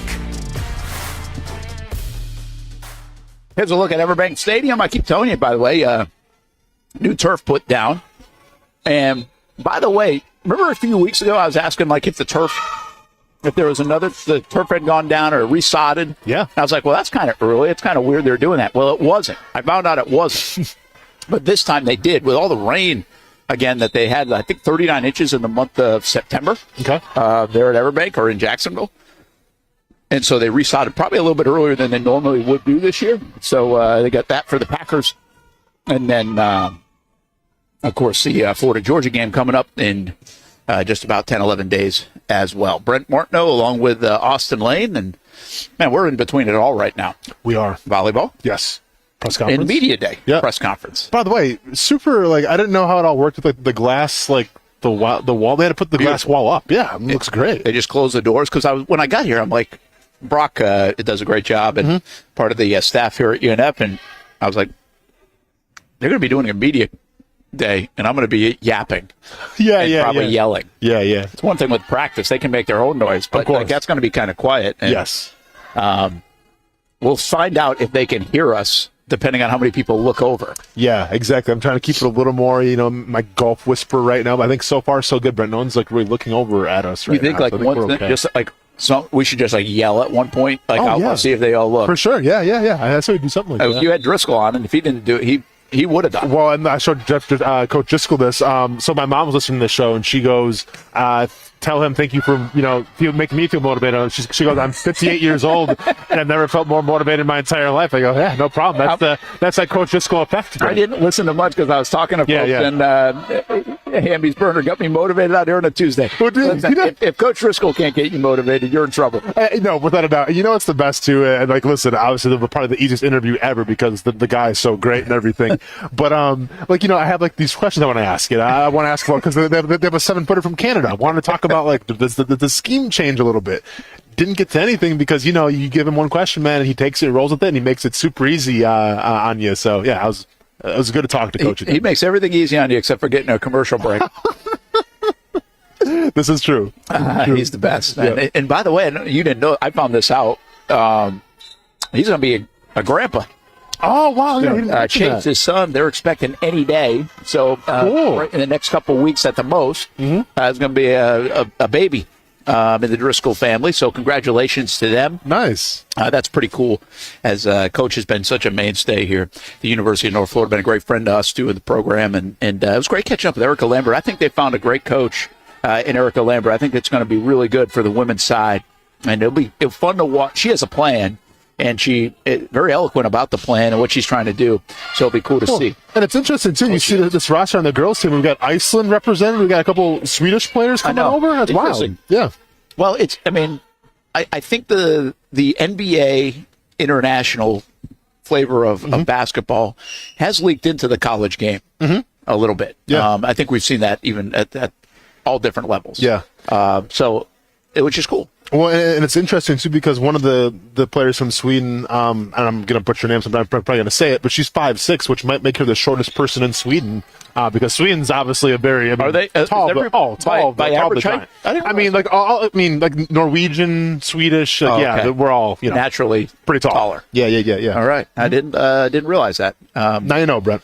I don't know, what do I have? I have Irish descent probably. And there you go. There we go. That's why I'm 5'10" and a half. I say 5'11". On occasion. Got to. Hey, look, what the heck? Let's just have a basketball hour. We talk so much football, and we'll get back to it at noon. But you're an NBA guy. I am. The Celtics are the team to beat, right? Yeah, I think so. Obviously, I'm a homer. I'm biased, but the Milwaukee Bucks, I don't we look at the Celtics, and what makes them so good is they have so many guys that can beat you. And you saw this last year a little bit, but you also have the defense as well. I get playing defense, Brent, especially in this modern NBA game, gets lost on people sometimes. But they do have people when the games do matter, when they get close towards the end, who can lock up. So yeah, I think right now, unfortunately, because I don't find them very entertaining, I think Boston's probably the favorite. That's interesting. You say. So you're just not entertained by their style of play. So to me, it comes down to more of their superstars, right? I'm a big Jaylen Brown fan, but he's kind of, and with all due respect to him, he's more the B-side, right? Because it's the Jason Tatum show, and Jason Tatum, for whatever reason, is just you're right. He's not he doesn't feel alpha. He's not even really polarizing either, because a lot of people can hate on him because he's a little awkward, he's a little cringe, but even that is not so polarizing where it's must see TV. I think Luka Doncic a little bit has this thing to him where I love watching him. Some people want to hate on him, he's cocky, look at the way that he looks and everything, but it's almost must-see TV. What's he going to do next? Is he going to jaw jack again with Snoop Dogg? What's he going to do? I don't think Tatum really has that genetic makeup, if you will. Well, yeah, I agree with you too. I know what you're saying. I think like there's like Luka. I love watching Luka play, and it's also stylistically right. Tatum's game isn't that electric. It's good, but it's not electric. To your point, so I get the kind of that boring nature of it. Yep. So who else? Knicks obviously. Well, the Knicks are kind of in win now mode, you know, and that's gonna be a big question mark, right? Because you essentially bring in you lose two great shooters, and DiVincenzo, and it's an interesting thing, Brent, because like they were a good team. Yeah, they were. You know, like I mean, Brunson got hurt a little bit, and all of a sudden, you know, you lose and everything. But now it's like, okay, so you took that makeup of all those Villanova guys who seem to play well together. You know, there's Villanova NBA, and you lose two of those guys now, and you replace it with the Karl Anthony Towns, who in his own right is a great player, right? But is a different type of player, and you don't know how he's going to fit in with this Knicks team. So I get it from the Knicks perspective. Okay, he's kind of the bigger name, right? He's a household name, if you will. So you put him now with Brunson. We'll see what happens.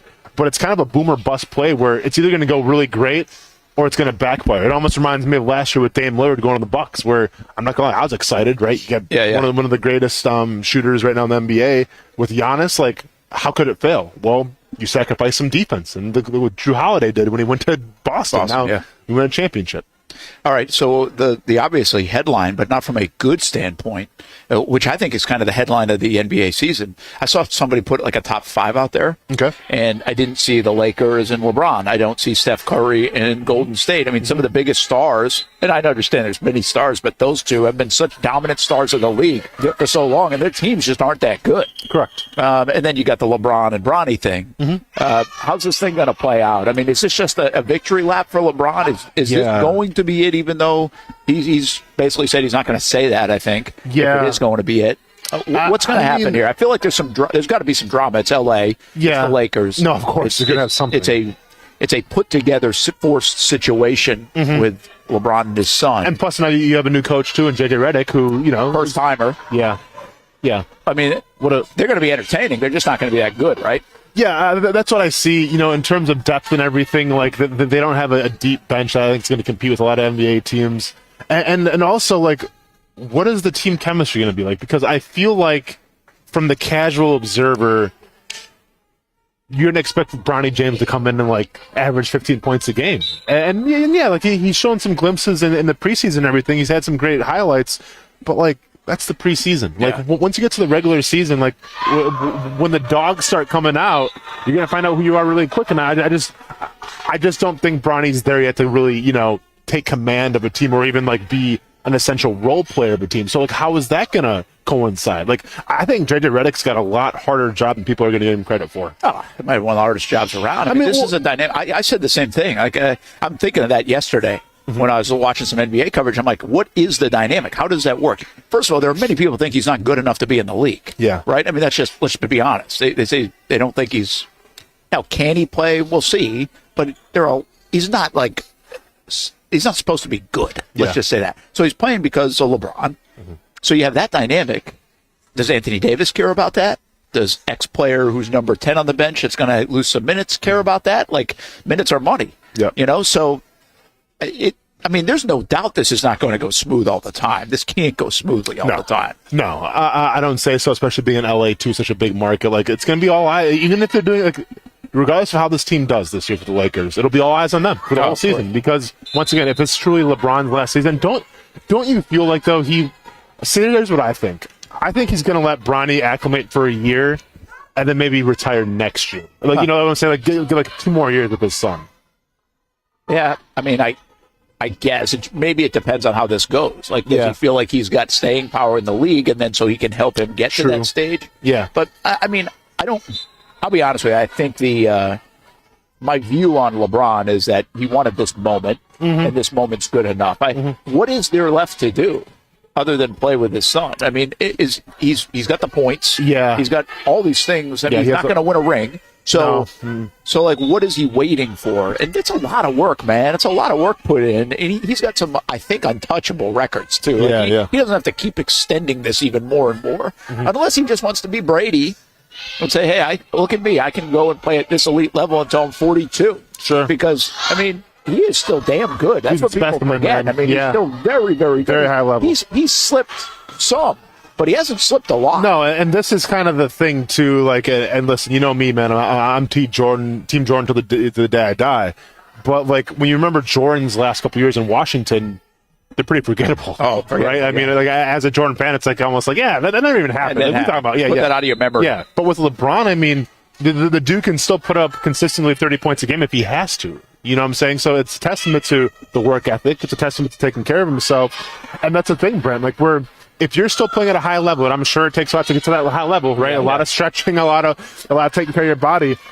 But if you're still at that high level, then is it almost like you want to keep riding it out till the wheels fall off? If you can do it, why not, right? I mean, I think he shot the ball almost better than he shot in his entire career from three-point land last year. It's unreal. So, yeah, it's like I said about Brady. Brady could keep playing because physically he had the fastball. Mm-hmm. I think LeBron can keep playing because physically he's still unmatched. Yeah. Or at least can compete. I mean, he's maybe, again, not as strong physically as he used to be, but he's still such a specimen. He goes downhill, you can't stop him. No, you can't stop him at all. And listen, it's kind of an interesting juxtaposition, too, because we do talk about the greatness of LeBron James, you know, the seasoned veteran.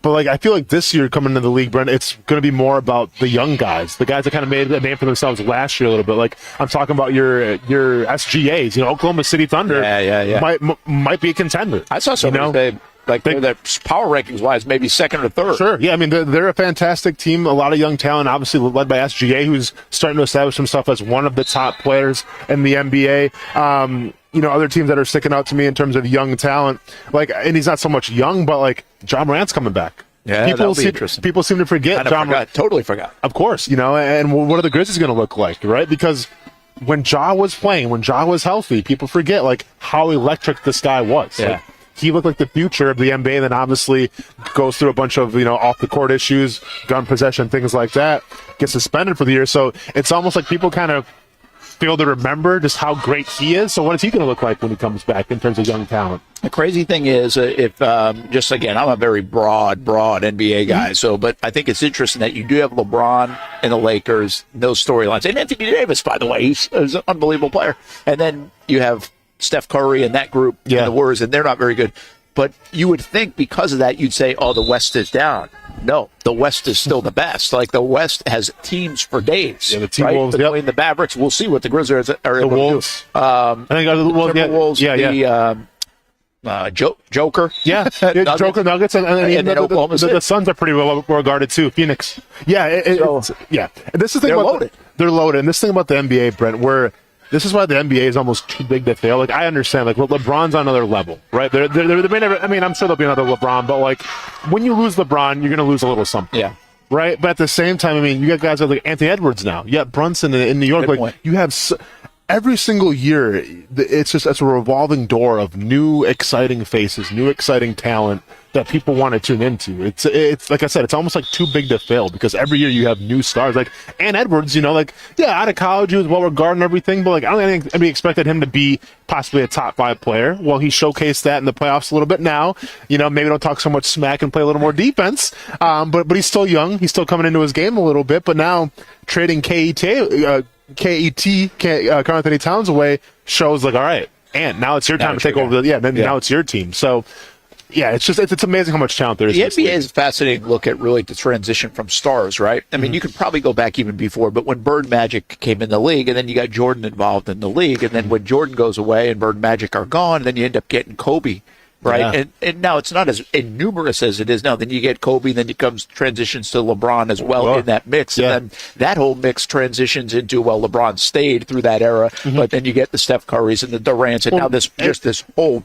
What I always say, I mean, you have stars littered all over the And keep in mind, the NBA. when you had Kobe, you saw it Allen Iverson too, because it was the ultimate, That's like, right. You know, and I've said it so many times, but like, you either team Iverson or you team Kobe. You can be on both teams, right? So like, in terms of personality, like, and I feel like Ant Edwards fits this now a little bit, where this guy's brash. This guy likes to talk a little bit, you know, he's almost polarizing and must-see TV, and I feel like the younger generations are kind of gravitating towards Anthony Edwards now a little bit, and then Brunson, who really kind of came out of the scene out of nowhere, just in terms of not necessarily like the cockiest guy out there on the court, but his prolific scoring sets him apart from anybody else, in the league sometimes it seems like as well. So there's a lot of stars right now. Well, yeah, more numerous than ever before, but even in the mix, like I didn't even count Shaq. I mean, Shaq was in there, right? Yeah. But you just have these transitions. Duncan, which was, a snooze fest, but still a great player, one of the best of all time. My point is, in sports, it's tough. Sometimes you'll go through, like, you get this great wave, and to transition into that next phase, right? That next era, if you will, is difficult. The NBA hasn't seemed to have a problem with that at all. Never. If you go all the way back to now, like the late 70s, early 80s. Yeah. And there's probably even more illustration of that. I'm not as familiar with the overlapping and where the years line up for all the great players that came before the Bird and Magic era. But there are obviously a lot of great players still. There's always going to be great players. But I think what's cool about the NBA is you transition with LeBron still playing and Curry still playing into this next phase of players that you can now kind of just see this like passing of the torch. Yeah. Which you don't get a lot in sports is my point. No, for sure. And we'll see how the Warriors do this year. I mean, I still think Steph's still got some left in the tank and everything, but it's interesting now because you almost have like the old guard, and like I'm not going to put Giannis really in the old guard, but Giannis has been around for a while now, and you have the Joker as well. So you almost have like this old guard of players that have experience, that have played at a very high level for a while, MVPs, championships alike, and then you have like this new up and coming young bunch who seem to be a little more brash, who seem to be a little more, I don't want to say swag, but like Giannis and Joker, they're two guys who just go about their business, right? And I think a lot of people respect that. And then you have guys like Brunson and guys like Ann Edwards who are a little more of like, they're for like the Twitter generation, if you will. For the brand, really. For the brand, exactly. So you have the young, like the old school and the new school, and I'm excited to see, especially when the season starts to get going here and towards the playoffs, exactly how they're going to coexist together. It'd be a deeper conversation, or somebody could do it probably like a written up copy of this. But I actually think the NBA is a lot like NFL quarterbacks right now. I think we could say this. Now, I don't think there's this the depth of talent that we know exists in the NBA exists necessarily at the quarterback level, but I think you have this balance of this young and old, and even mid-range, because the mid-range guys are now Lamar and Mahomes and guys like that that have gotten it done. And then you have this, hey, Jaden Daniels, or sometimes it's C.J. Stroud, and sometimes it's even Trevor Lawrence, right? And then you still got your Aaron Rodgers and your old guard, like Dak feels old sometimes, but he's really not. So anyway, it's pretty it's a pretty cool trend. It's healthy for the league, I guess, is at the end of the day. It's very healthy there. It's not like golf, where quite frankly everybody said, how are you going to replace Tiger? And golf did okay with replacing Tiger, but there was nothing like Tiger. Or even like with baseball to an extent, but now you have guys like Ohtani and everything and Soto. But there was a gap for a while. But there was a gap, it seemed like, for a little bit. It did. Now, I don't know how much of that is with the star potential or with the popularity of the sport, right? Sure. Maybe it goes hand in hand a little bit. Hey, speaking of the NFL, let's get back to it in the noon hour. One thing we didn't talk about yesterday, and I want to ask you about Tua. Because Tua's coming back, and some of the things he said I thought were pretty interesting. I respect it, but I also hate it. When we come back, UNF Arena, University of North Florida, it's Basketball Media Day, and it's going on right now. Erica Lambert talking to the media. We got volleyball down here, and we'll keep coming at you until 1 o'clock here in the Action Sports Jacks 24/7 network. If you need a quality play this football season at your home, call That One Painter First Coast. Locally owned and operated, experienced employees, no builder-grade materials. And there's more, and for that, we throw it to Noah Schlicksup. That One Painter First Coast can apparently help your kicking game, too. Well, after my failure on skinny sticks last year on Creekside Game Day, I've spent a lot of time out here at Creekside practicing my kicks. There's only one issue. How is that even possible? The good news is I know exactly who can help. That One Painter can handle all your painting needs, from field goal posts to cabinets to stucco. They got you covered. Though they may not be able to help with my kicking, they can certainly help with the posts. Call That One Painter First Coast today for all your painting needs at 904-495-1373.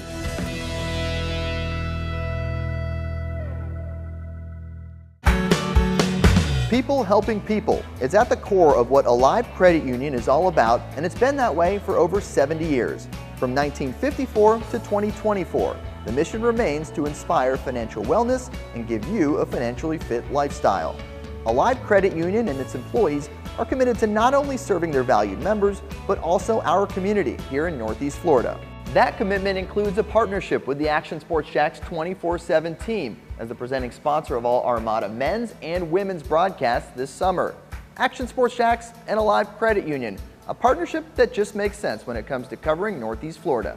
Alive Credit Union's commitment to our community also involves serving the financial needs of our first responders through the recent merger partnership with City and Police Federal Credit Union. Join the community and become a member of Alive Credit Union today. Find out the many ways you can be inspired in financial wellness at alivecu.coop. I've been telling you about CGC Water Treatment and Plumbing for a long time now. Their drinking water systems remove up to 99% of contaminants. We've had a Connecticut water softener and drinking water system in our home for more than 7 years. You can see the difference whether you're washing clothes, the dishes, or what I like to do most, fill this up for some coffee every morning, and mostly all day. Remember, if you're not filtering your water, you are the filter. Don't be the filter. Right now, save $1,000 or more when you bundle a Connecticut Premier Softener with a Connecticut K5 drinking water system.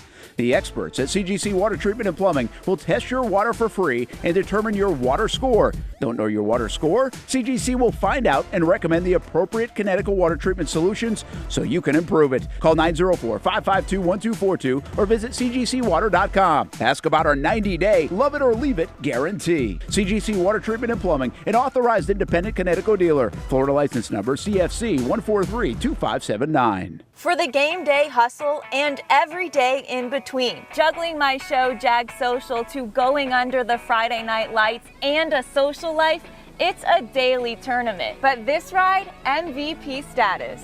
The all-new 2024 Lincoln Nautilus isn't just my car, it's my personal locker room, office on the go, and VIP lounge on wheels. Let's talk tech. My profile remembers everything from customizing my dash display to setting the ambient lighting and my signature scent. And wireless charging, essential for live tweeting scores. Whether I'm packing for a beach day with friends or heading to the gym, there's space for every passion. After dominating all day, this becomes my recovery zone. The massage feature is like having a personal PT on call. Life's a non-stop game. But with this ride, I'm always on my A game. The 2024 Lincoln Nautilus. Drive your passion. If you don't see a pit, it ain't legit. When you hear that, you think Bono's Pit Barbecue, a staple in Northeast Florida now for 75 years. A place that feels like home with friendly service. A meeting place for friends, family, or business occasions. On the menu, the corn nuggets are a favorite in our house, but there's something for everyone. Sandwiches, platters, salads, sides, desserts, and family feasts. You see Bono's all over the place in Northeast Florida. You know, there are almost 20 locations in the Jacksonville area now, so stop on by, sit down, and dine in with Bono's. You can also take it to go. There are drive-thrus in many of the locations, and they have delivery options too. Just download the Bono's app to make things easy. I signed up for the loyalty program, and you can too to get special offers. If Jacksonville is home, few things feel more Jacksonville than Bono's Pit Barbecue. Celebrate 75 years and many more to come. Bono's Pit Barbecue. If you don't see a pit, it ain't legit. Welcome back to the Brent and Austen Show, streaming on the Action Sports Jacks 24/7 network. Hey, welcome back here to UNF Arena. Brent Martin along with Austin Lane as we're making the transition down here from volleyball practice to basketball practice as the Ospreys continue their media day. Right now it's going on actually just on the other side of our camera. And so that's why we're kind of keeping our voice down a little bit. We don't want to interrupt that. Matthew Driscoll's up there on the microphone right now for the men's basketball team. And basketball season just a couple of weeks away. As always, the men's schedule will be a good one. The women, too, they start with Florida State, who's always a power on the women's side. That one in Tallahassee. They'll be home on November 6th to start the year. And on the men's side of things, the men will have their opener on November 7th, which is a Thursday against Charleston Southern. They begin the season at South Carolina on November 4th. They also have Georgia Tech and Georgia on the schedule. They'll go to Nebraska, too, and they do play at Florida on December 21st. All right, let's get back to some football stuff and a couple of things. Speaking of Florida real quick, and I know we don't spend a ton of time. The Gators, it's just been a struggle, you know, and I think everybody anticipates that Billy Napier is going to be fired at some point. I think it was almost like a foregone conclusion, even though like people wanted it to happen in the first few weeks, and it didn't. Well, do you think, real quick too, do you think Mike Norvell's still just, we're all good?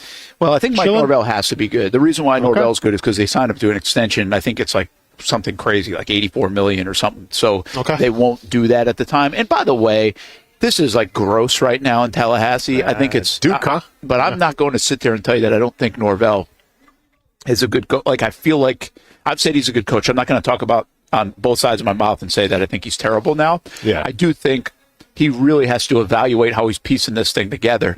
They figured it out. They developed a guy like Jordan Travis, and then they got this one didn't work. Their plan, I mean, it's very much like we talk about Jacksonville starting 1-5. The plan didn't work. And sometimes the record just showcases the plan doesn't work. And so they need to evaluate how they do this so you don't play like this. Like you can't play like this at this level. Not when you built it up. You can at the start when you're trying to fix it. And even then it's embarrassing to be 1-6. Florida State should never be 1-6. And it just looks so bad. They can't. And here's my problem with what they're doing. He's an offensive guy. So when they were losing some years ago, before he flipped it, I was like, hey, the offense coming along. Though you can see the offense. At least you got to be true to who you are. He's an offensive guy, and they can't score. So that's a problem. Okay, so then I go to Billy Napier. Napier, offensive guy. They haven't scored. They can't play defense. They can't do anything. It's awful in Gainesville. Well, you know what? It hasn't been as bad the last few weeks. Sure. I'm impressed with what Napier's been able to do. The noise has been loud. And listen, this isn't going to, I don't want this to come across as like a defense, like they should keep him. He's going to be the guy forever. I'm just telling you now, I think there's a window for him to save his job. Yeah. I don't know what that window looks like because you've got Georgia and Texas coming up next, and you have LSU and Ole Miss. Yeah. But now you're going to beat Florida State at the end of the year, the way you're going. I would predict them to beat. Yeah. So can they get to 6 wins somehow? They're at 4. And they've just played better football all of a sudden. Their defense is playing better. And in turn, their offense is going. They're not perfect. They should have beat Tennessee. He didn't coach well against Tennessee, quite frankly, by all accounts. I was in London and just heard a lot of it rather than saw a lot of it. But I think it was pretty obvious that he did not coach well. And they're a Tennessee win away from me saying, like, he's going to keep he might his be job. back. Yeah, it came down to the wire, obviously. So it's pretty fascinating to think, and we've got this a little in Jacksonville, right? Where everybody calls for the job, for the job. Once they start calling, it's hard to get out from underneath that, especially in college football, because the booster money and everybody, there's so much influence. In the NFL, the influence is the owner. That's all. It's the only thing that matters. Right? Well, the influence is the fan base too. But come on, it's Shad Khan's decision. And at Florida, it's not the president or even the AD. Sometimes you are forced to make a decision. Yeah. And now in the NIL era, DJ Lagway might have a say in this too. Yeah. In some respects, because somebody's going to come calling for him and pay him money. So my point is, I think there's a path for him to keep his job. It would be one heck of a comeback if somehow Billy Napier is able to save his job. And again, part of that equation is probably Lagway. Yeah, like where the frustration obviously comes from with Jaguars fans with Doug Peterson, Brent, it's, you lost some games and you probably lost some games that you should have won. But if you look at the schedule in terms of teams that you played, like there's some pretty damn good teams. Now the Cleveland Browns were not one of those teams. Hindsight's 2020 and everything, but it wasn't necessarily who you lost to, but it's how you lost. It's what it looked like. And Florida, for the first part of the season, what it looked like is just stagnant, slow, not up to the Florida standard. Now, to echo your point a little bit, these past couple games, they have played better. It has been a more brand of football that you've been associated with the Florida Gators, it seems like, for the past couple years. So I agree with you. I think it can come down to, record's the most important thing. So you go record. Okay, what's your record? Okay, did you go to a bowl game? Did you compete for a championship? Well, obviously not. Okay, so we'll see. But then after record comes down to, well, what did it look like for the season? Yeah. Right? And like you said, the first part of the season for the Florida Gators, no bueno. But now you're starting to be a little more competitive, and you kind of having the murderers roll, like Jaguars are getting ready to face the next 4 games or whatever like that. So that will really tell you what kind of team you are. But I think right now, to agree with you, I could fathom a world where he might be in talks of keeping his job, but you got to beat some pretty damn good teams coming up, and that's going to be hard. it is really hard. Like, but that's my overall thing. If they got to 6 wins, how many people were predicting like a 7-win season to begin with? Sure. And so it did look bad. But now, if it looks decent against Georgia and Texas, and you beat an Ole Miss or an LSU, or perhaps even both, you might have to do that. I'm not telling you this is an easy path. This looks a lot like the Jags path right now to try to go on a run, right? Where it doesn't stack up very nice. I just don't know how you can't look at that and say there's progress. Now, there's other things. There's recruiting. There's other things to look at. But I just think it's amazing he even has a chance, because after 3 weeks, you're like, okay, he's fired. It's just a matter of when he's going to get fired. Yeah. And I'm not sure that's done. Like, I think people still feel that way. But they're like a sneaky win away from in the next like 3 weeks by Thanksgiving time. Of like, well, you know, they might keep him. And keep in mind, like, Strickland doesn't want to fire him, because I think Strickland fires him, he might lose his job. Yeah, that makes him look bad. Again, like from a football standpoint. So it's now the question is, are they going to get their doors blown off against Georgia? Well, yeah, because Georgia, it's coming in Jacksonville, and the bottom line is, when you look at Georgia and where they are, they're the king of the conference, and you know that old East Division now. The gap is still very wide. So can they put on a performance that closes that gap? And listen, Georgia looked great the other day, but they've been vulnerable. Like, they haven't been perfect. So if Florida's playing a little better and can put together a good game, that could be one where even if they keep that somewhat close, that goes a long way for Napier. And I give him credit, and I give Doug this credit too. You can tell when teams have lost the attention of the coach, or the coach has lost attention of the teams. And I think despite all the noise from Jacksonville to Gainesville, these guys right now look like they've kept the attention of the teams, and they're playing. So I think that's a big deal for what's going on in Gainesville. All right, now to the NFL. Tua, yesterday, did you see what he said about coming back and playing, and why he's playing? And obviously he loves the game. Not going to wear the Guardian cap. Not going to wear the Guardian cap. What did he said, hey, you get up every morning, I know, and you put yourself at risk if you're driving to work. Yeah. And what I really would like to say to that is, okay,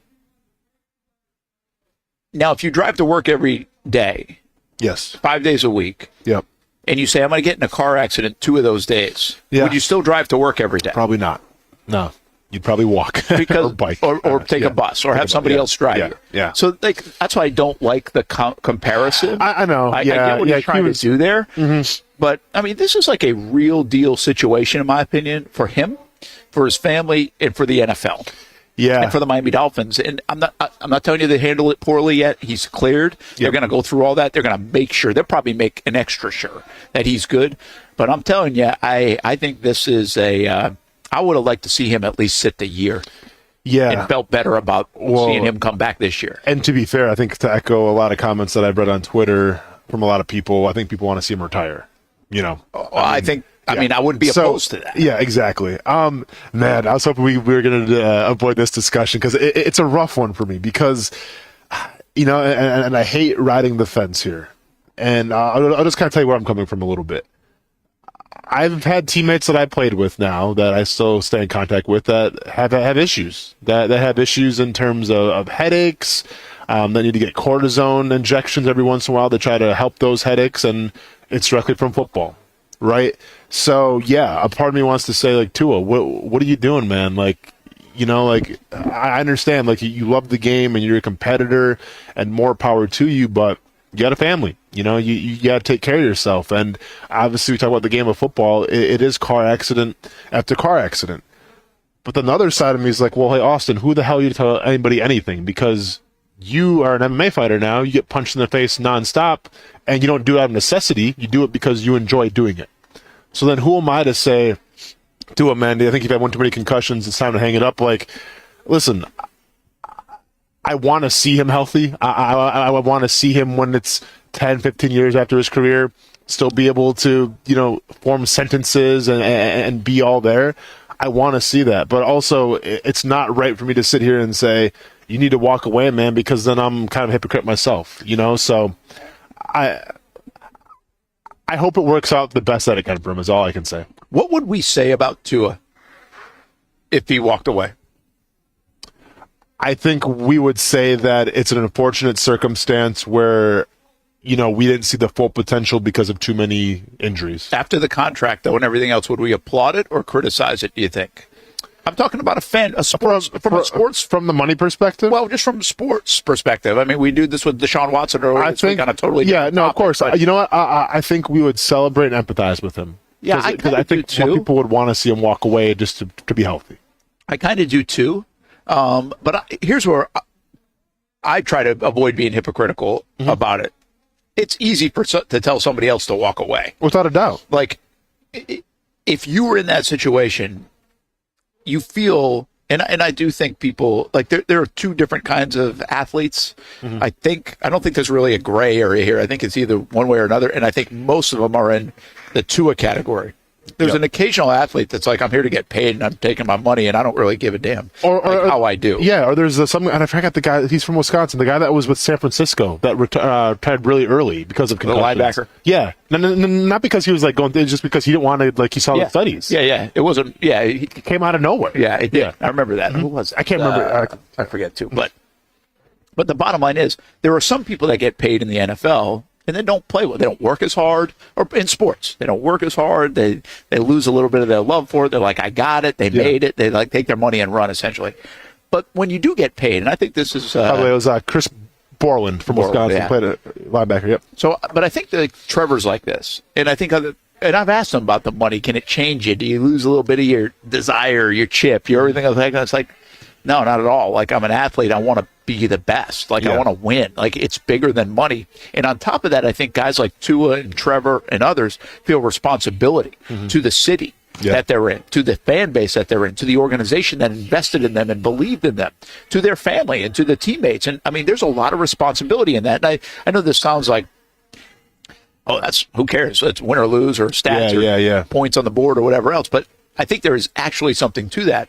And so that's where I kind of come back to on the Tua front. I think it would be, if I was in Tua's position, the right move would be to not play. Sure. The right move is to not play. Yeah. But it's a hard decision to make because I feel like I owe so much to so many people to deliver on the investment that they put in me that it would, I don't care what happens to me at that point. Like, I'm just like, I have to deliver. He might have a harder time living the rest of his life not fulfilling or trying to fulfill what they invested in, the expectations and the responsibility. You know what I mean? And that's one way to look at it, Brent. But I don't think it even comes down to that. I think it comes down to more of just your self-thought of you. Because, and this is what people like, this is what the people out there that are on Twitter are saying, why doesn't dude just retire? You have all the money in the world. You can retire. You had a family and everything. But like, what people don't understand is that when you're an uber competitor, like when you've been doing the same thing pretty much your entire life, playing quarterback at the highest of levels, you just can't walk away. And it's one thing if you have like a quarterback, or for instance, it's like a fighter. Like, it's easy to tell a fighter to walk away if you see him in the ring and he's getting knocked out nonstop and his skills aren't there anymore. He's a shell of himself. Yeah, that's easy to say. That's justifiable. But how do you tell someone to walk away at the quarterback position when he led the league in passing yards last year? Yeah. I get it. You had Tyreek Hill. You had Jalen Waddle. You had a very quarterback-friendly offense. Doesn't matter. In that category, which, by the way, is an important category, you led the league in passing. And, yeah, I get it. He got compensated for it as well. So, like, how do you go as the ultimate competitor and say, well, look what I did last year. I'm still in the prime of my life, but now everybody wants me to walk away because, of these injuries.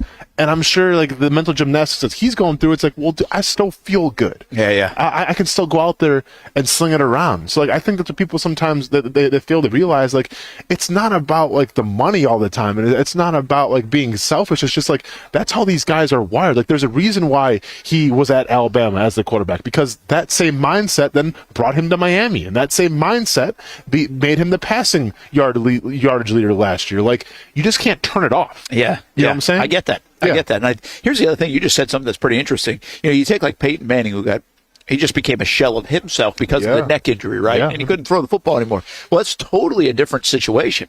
That's not it. We're not talking about a guy who can't move as much because he's old or whatever. His arm hurts. We're talking about something actually that if you do give it time, he probably feels today very normal. He feels like himself. So he feels like he can go perform all those things that he's been able to do and been doing for years. Yeah. The problem is, what if?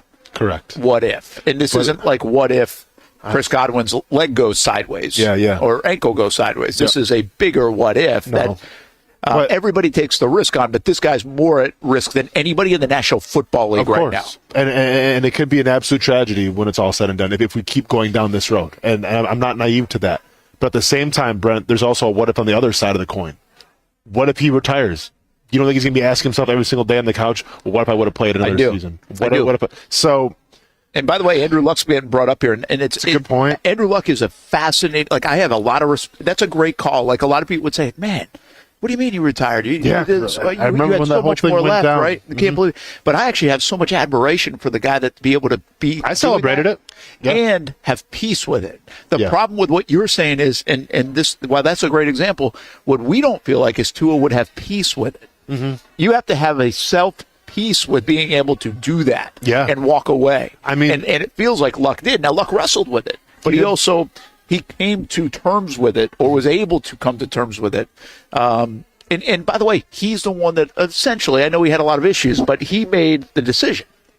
This feels like Tua is a decision being made for you. Yeah, in a sense. So there's a lot of differences right there, very subtle, but they're actually huge differences. I mean, I remember how the whole thing transpired too. Is that there was a word that got leaked out, so he couldn't announce it himself, right? So there was the rumors during the game. He was on the sidelines and everything, and that was kind of heartbreaking because, I mean, you want to see a guy go out his way. Unfortunately, he couldn't do that. But I remember, at least I did. I celebrated it, and I didn't celebrate in terms of, all right, finally he's out of the division. And I mean, which is a reason to celebrate as well. But I celebrated because I couldn't imagine how hard that decision was. Yeah, and it's probably a decision I couldn't make in that spot. So I celebrated the mental fortitude to go, you know what? I think I'm done, and I'm okay with that. That takes some cojones. Oh yeah, they say. You know what I'm saying? So I celebrate that. But at the same time, with Tua, I mean, listen, I'm never going to celebrate a player getting injured or anything, but I'm just saying, I celebrate the fact that you still want to keep on doing this. Yeah.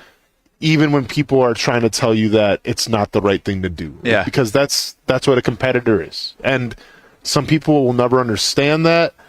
I get it. Now, once again, will I be sitting here 5 years from now if he's going through some serious stuff, saying, man, I was wrong? Then probably.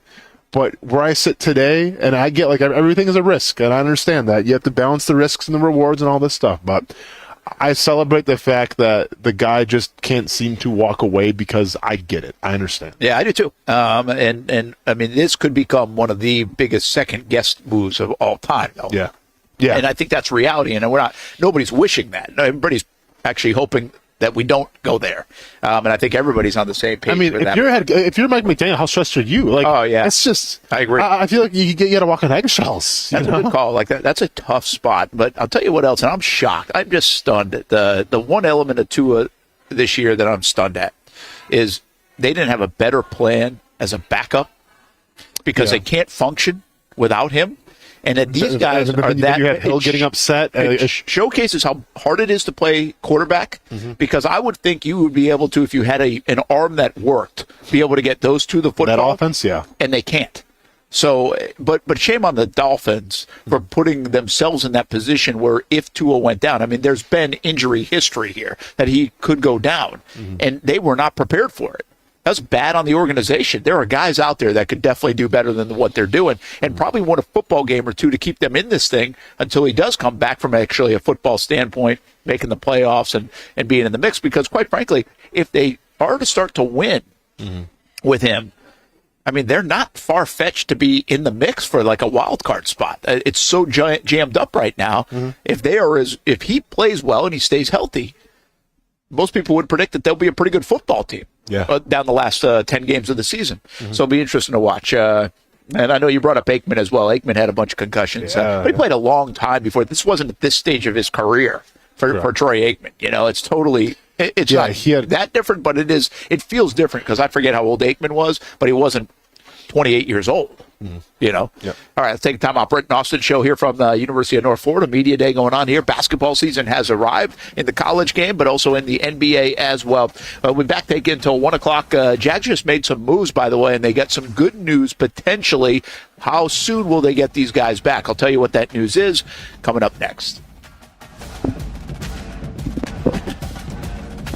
When it comes to trucks, I know exactly what I want. And at Bozard Ford, they make it easy to get exactly that. Let's go make this truck a little more my style. With Bozard Built, I can create my perfect truck right here. Lift kit? Check. Premium wheels? You bet. Advanced lighting package? Oh yeah. The Bozard team works their magic.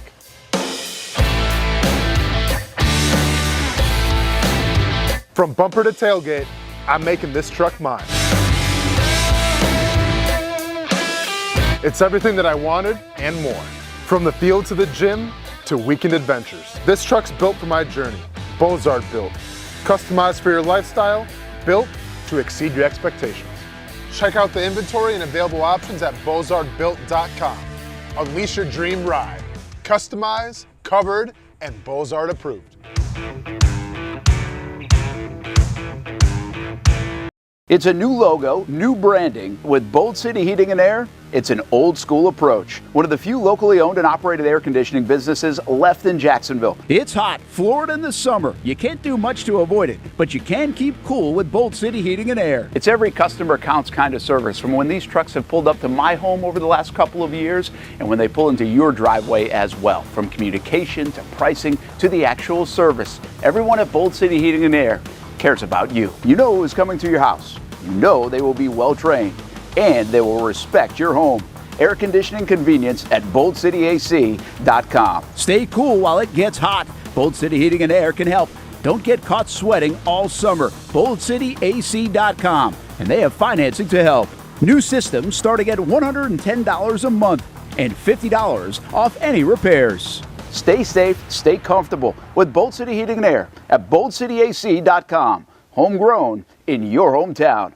Nobody but Nimnicht. Our family has purchased 6 vehicles from Nimnicht Buick GMC. The #1 Buick GMC dealer in Jacksonville has lots of inventory to choose from with their best price guarantee. Who gives you top dollar for your trade? Nobody but Nimnicht. Save up to $10,000 off select new GMC Sierras or get rates as low as 1.9%. You know, I'm a truck guy. GMC Sierra, my trim level is an SLT. This one's an Elevation. Pretty good looking color as well. So here at Nimnicht Buick GMC, you have a lot to pick from.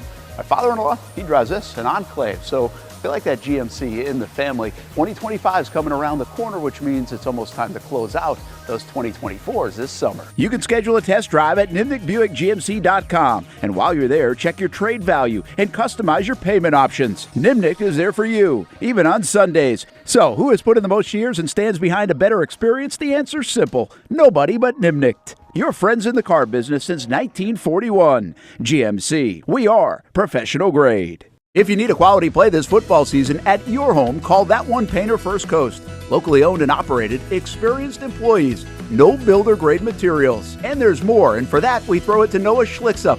That One Painter First Coast can apparently help your kicking game too. Well, after my failure on skinny sticks last year on Creekside game day, I've spent a lot of time out here at Creekside practicing my kicks. There's only one issue. How is that even possible? The good news is I know exactly who can help. That One Painter can handle all your painting needs, from field goal posts to cabinets to stucco. They got you covered. Though they may not be able to help with my kicking, they can certainly help with the posts. Call That One Painter First Coast today for all your painting needs at 904-495-1373.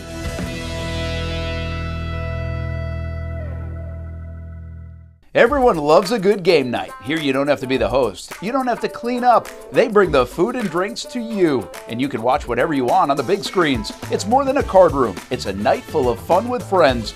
Best Bet Jacksonville, Orange Park, and now the newest location here in St. Augustine, right off 95 at exit 311. A brand new clean room, a full bar and menu, my favorite sushi in town. And I love the fries too. You don't have to just play poker at Best Bet. That's why I come over here to the table games and play one-card poker. That's a pretty good card and a win. One-card poker is like war as a kid, you against the dealer. And this isn't the only fun table game to play. A friendly staff, a lot of fun. It's a good night out at Best Bet Jacksonville Orange Park in the newest location in St. Augustine. You can be a serious player or a novice. It doesn't matter. If winning equals fun, you're a winner every time at Best Bet. I'll save you a seat, and I'll see you down here at Best Bet St. Augustine. Welcome back to the Brent and Austin Show, streaming on the Action Sports Jax 24/7 network. Which guy looks like he got in a fight in the last couple of days? This guy or me? Holy cow. This has been a challenge today with the allergies going. Gutsy performance, Brent. This is one of those Jordan flu games, you know what I'm saying? No, it's not. I'm not doing it as well as Jordan. I don't think this is my finest hour. If you gathered or hung on through this one, or I'm just hanging on too. Hold the rope. Hold the rope.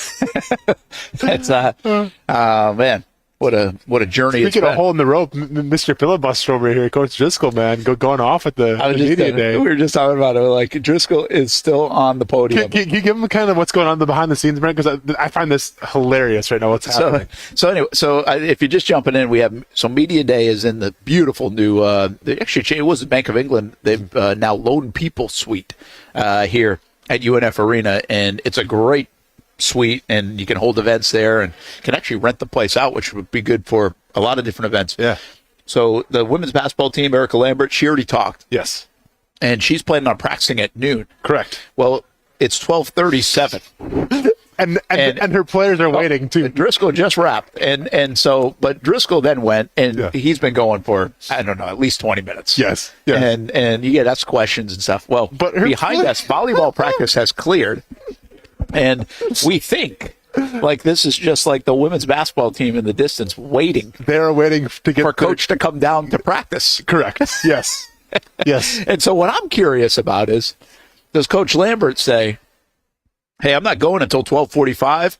Now you guys can't go until 3:45. Oh, a little power play. I'm not mad at I'm not that. trying to create anything. Oh, no. That's a good point because, I mean, listen, it went from maybe like an hour and a half practice to like a 10-minute walkthrough the way Coach Driscoll was talking. So I'm very curious to see. or did they split the court, Brent? Because I see some guys out here too. Yeah, but I think those might be helping with the women's practice. Oh, gotcha. Okay. Now, I could come down here and run practice if you want. Let's go, Brent. Set them up. Suicides we begin with. Okay. On my team, well conditioned. I like it, yeah. So in high school, Brent, when I played, we had a coach who was a former cross-country coach. So, hey, conditioning was, a big thing. And the first couple days, we didn't touch a basketball. It was just all conditioning. But he would take a cold, wet towel, put it over the thermostat, and heat up the gym. Really? So we would sweat some more. Yeah. I'm sure there's back probably in the good days. Oh, yeah, but back in the good days when you probably didn't get, violation problems with that. But, yeah, that's it's funny you say that. I did run cross-country as sophomore year, but when I went to college, we would run so much, and I'm like, and I didn't do that in high school. Mm-hmm. We might have ran a little bit, you do whatever kind of runs, but yeah. And I was an outfielder, so I ran the bases a lot for like first and thirds and bunt situations. Yeah. But when I went to college, we ran a ton. I was like, what are we on the cross-country team? We would do like 7-mile runs. Dude, like 7-mile runs. We're playing baseball. I run 60, 90 feet. Yeah. When I was in high school track, I ran track my senior year just to stay in shape for football going to college, right? So I ran track my senior year, and it was like a prerequisite for every time once a week we had to go on a 5-mile run. Oh. Even man, I'm like 100 meter, 200 meter, triple jump and everything. So I'm like, oh, this is pointless. So we would actually walk and then not even do it. And then coach would come in his truck and be like, giving us the stink eye a little bit. He'd be like, you better get going a little bit. But it's like, coach, what are we doing, man? I don't got to run. Come on. I'm running 200 meters tops. That's it. There's a part of me that's been very disappointed, actually. Ty's playing at Flagler. And when we went down there to visit, I think last year, it had to be last year. Mm-hmm. And coach had said something that the assistant coach said something like, in the early fall, they go through what would you call a hell week, basically. Sure, yeah, of course. And a week of hard conditioning. Yep. And basketballs are out. Yep. Coach coming down. I think I just saw her on the phone. She called down. She's like, well, you guys start dribbling or something. But anyway, so Ty, I figured he was going to have to go through the condition. I think they weed some people out that way, too. It's how you do it sometimes. It's like, okay, he wants to be around here.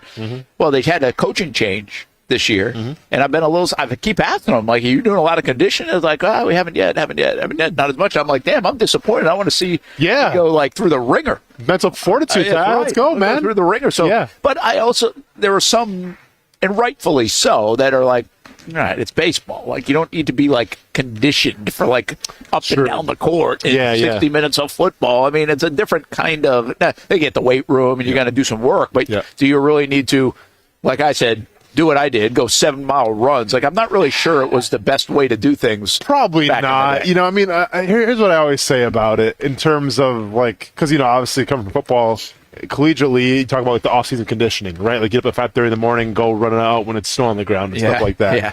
And that makes me like, it's part of it. But, like, I always felt like it brought team camaraderie and bonding, because it's one thing if you have to go through that crappiness by yourself, right? Like, if I'm out there, because sometimes people had to do that. Sometimes kids that had to miss class, skip class, do it yourself. You have to go out there yourself, and that I couldn't imagine.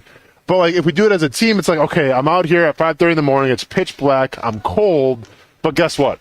I got my good friends next to me doing the exact same thing. So I feel like that kind of builds a little camaraderie, hold the rope, and some team bonding. Hold the rope, exactly.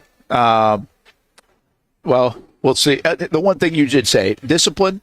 And also mental toughness and some of that stuff is still gathered, even with the conditioning, if you don't eat it all. Looks like our media day is wrapping up here at the University of North Florida. I can talk a little bit louder, yell a little bit more. As we got some, women's basketball getting ready to, maybe they're rocking some heart rate monitors, huh? Yeah, you know, I was just looking at that. It's like they're all putting heart rate monitors on, and I wonder where just all the analytics of things, right? Like how much you're burning, how much you're expending energy during practice. Like I'm assuming now they use all that data each and every day. Even when I played on the Jaguars, we optimized that. We utilized that. I get the Jags. Well, I'm saying, but with anybody though, because like depending, and listen, I'm not sure like, what the goal is today or like where they are. I mean, obviously they haven't played a game yet, a regular season game, but like depending where they're at. But, like, you know, it does make a difference in terms of you don't want to be in the red zone every single day because that's wear and tear on your body, especially basketball is such a long conditioned season. Like, you got to have those days where you're kind of in the green zone a little bit more. All right. Brent Martineau, Austin Lane, and real quick thought on another NFL topic. We've kind of gone wide. Oh, no, I want to make sure. I'm sorry. Before I do that, two things happened. Two moves happened for the Jags. They opened the window on Foye Oluokun, and they opened the window on Dewey Wingard. Whew, there we go. So now, again, what that usually means is they get back to practice, probably don't play on the game that they come back and open that window, but they are available the next week. I think that just happened with Tyson, if I'm not mistaken. Like, he didn't play in the Chicago game, but he played in the this game here against the Patriots. So they released Trey Flowers as well. In doing that. So I guess so let's assume they're out with the Packers. They got to weather the storm a little bit more. How much do those two guys change the defense? I mean, and Tyson. I think by then, now Tyson's kind of worked himself back. I think Tyson, people are like, why is Tyson? I got more things on Sunday. Why is he out of line? Did he hurt his hamstring again? It's like, I mean, there is game shape. When you've missed 5 games or 4, whatever it was, I think it was 5. You missed 5 games, you got to get back into game shape. So, like, I got what they were doing the other day, working him in and out, maybe give him a little bit of break. And my guess is he'll probably go full go this week against the Packers, and they feel good about that. But how much does it change if you have Tyson healthy, Foye back, and now Dewey Wingard, who we talked about the other day, because now you can allow Savage to do whatever you really want him to do. Yeah, so from Tyson, obviously, I mean, that's everything if you get him back 100% because that's the guy that's going to cover usually the best wide receiver. So that means everything. From Foye, you know, I mean, I think in terms of consistency, in terms of being in the right spot at the right time, like, no one does a better job of that than him. And in terms of lining people up, he's the man. So that helps. And then Dewey, you know, obviously the wild card of the bunch, if you will, from an attitude standpoint, right? And we've been very adamant about this, you know, especially on the defensive side of things, where there's been games where it's just like, it hasn't gone well, but there's no fire, there's no like celebrate, you know, and like, well, that's Dewey's game. There's no personality, exactly. Well, that's Dewey's game, right? Like, is he one of the best safeties in the NFL? Well, probably not, right? But he's one of the best safeties in the NFL for the Jaguars because of what he brings in terms of his mentality, his enthusiasm, and his energy. Okay, so they're obviously difference makers. Yes. But do you see, like, so... Let me ask you this first. Who's the most important person coming back to 100%? It's I'm gonna say Tyson. You're not paying a guy that without that being Tyson. I do think, depending on what they choose to do at linebacker, Foye and let's just say it's Ventrell Miller. Mm-hmm. Now you're flying around. Those two guys are both around the ball. Is that what they're going to do? Are they going to make that call though? That's the question. I mean, I could see it going down like that. Yeah. I mean, listen. The thing with Ventrell Miller is how do you say, hey, we appreciate what you've been doing in terms of adding this newfound energy, making plays in the backfield, hitting people, playing the linebacker position. But, yeah, you got to kind of take a back seat now again. Yeah. I don't know what they're going to do. I would say let's just assume that they play their two best guys in that spot, I would hope. And then the Dewey one, you're right, because here's what happened. Darnell Savage, their plan wasn't for him to be playing safety.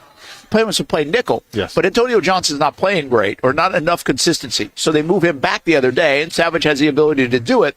But then you're putting the rookie Jarian Jones in the nickel spot. Well, if you have Wingard now, who knows what he's doing, and then you can put Savage back in the nickel spot.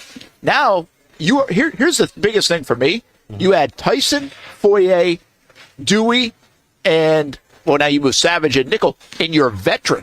Yep. You have a veteran team. You have Cisco who's played for a while. You've got your front who's played for a while. You're not playing young guys up there. Only depth, like if a Mason Smith or somebody like that, Jordan Jefferson. So you take inexperience off the field. You take growing pains off the field. You should be able to then say, okay, we can now go do what we want to do. These guys know where to be. They've seen it all. Like, we're not going to have as much a communication problem. All those kind of things, I would think, get cleaned up.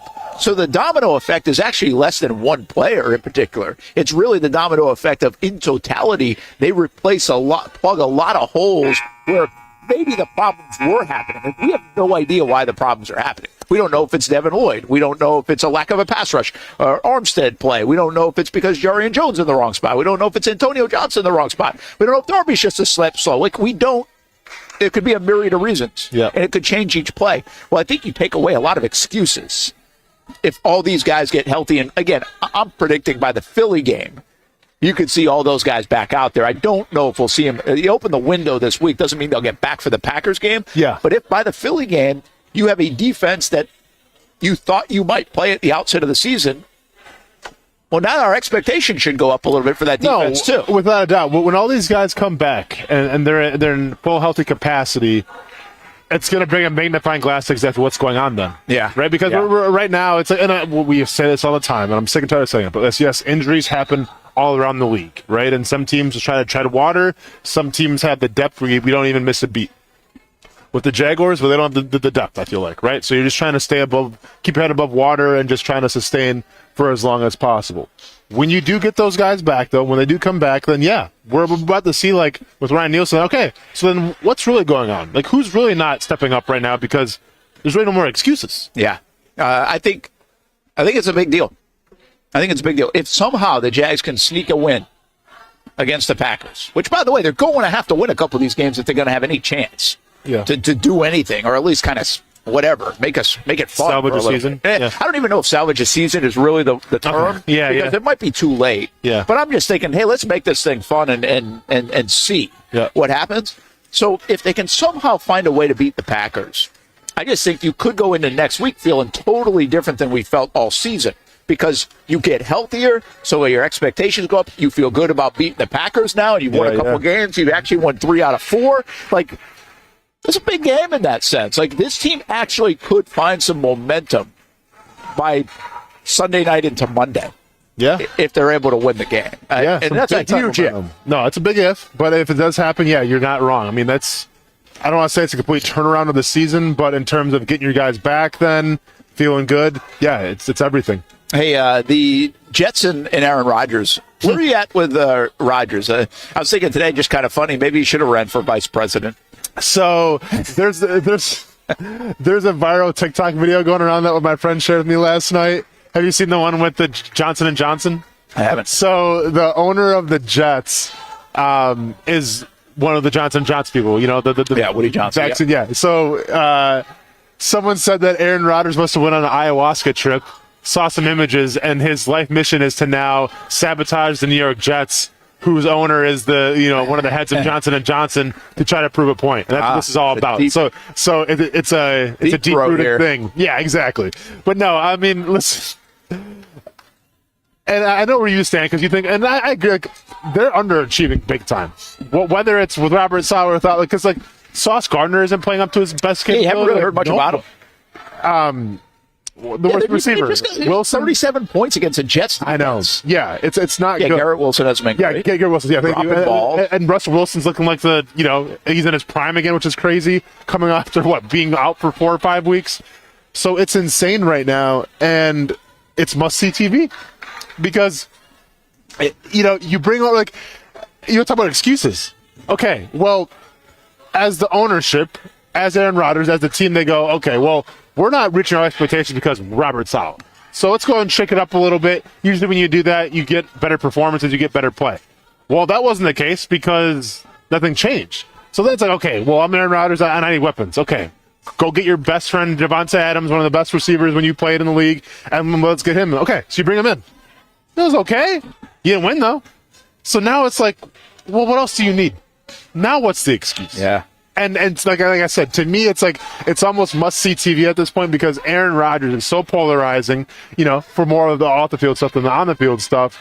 But now it's like all eyes on the New York Jets, and I feel like people are almost like rooting for them to lose, just so they can kind of see what happens next. Yeah, the drama unfold, right? I mean, it's here's the deal. I don't know if it's the Jets or if I just don't know if Aaron Rodgers has lost it. I think when listen, I had a lot of hope going into the year that Aaron Rodgers was going to be a good player. I don't think he was going to lose it like that. He does look old. Like he looks old. Is that the product of the Jets, the scheme, the stuff going on, the Garrett Wilson not playing, other people not playing, or is it just that he looks old? I mean, he's short hopping things. Yeah. He's not his normal self, but I think I saw Dan Orlovsky say he's not comfortable throwing at the middle of the field. That sounds like a very young player type of thing, not a 39-year-old 3-time or whatever time MVP. But it's so wild too because and this was 2 games ago with Lazard. Got him going. Threw him underneath the bus though. I think it was Lazard, wasn't it? See, I think it was Lazard. Threw him underneath the bus, saying, "No, I'm sorry, it was Mike. Was it Mike Williams? Might have been Williams. Mike Williams. It was Mike Williams. Yeah, because then the trade stuff. Yeah, exactly. It was Mike Williams saying, he essentially ran the wrong route. I mean, I feel like a good quarterback, good leader would be like, "Hey, we weren't on the same page there. We have to correct that." No, Rodgers just goes, "You know what? I'm experienced. I'm a former MVP. I'm going to say this guy didn't run the right route. I threw it to him, and that's why the interception happened." Yeah, I don't know.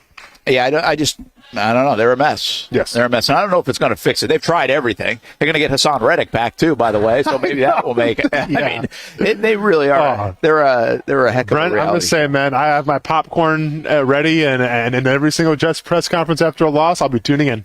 Yeah, everybody. Well, and here's one last thing on the Rodgers front. He's made his own bed in many respects on a lot of things that he said and does.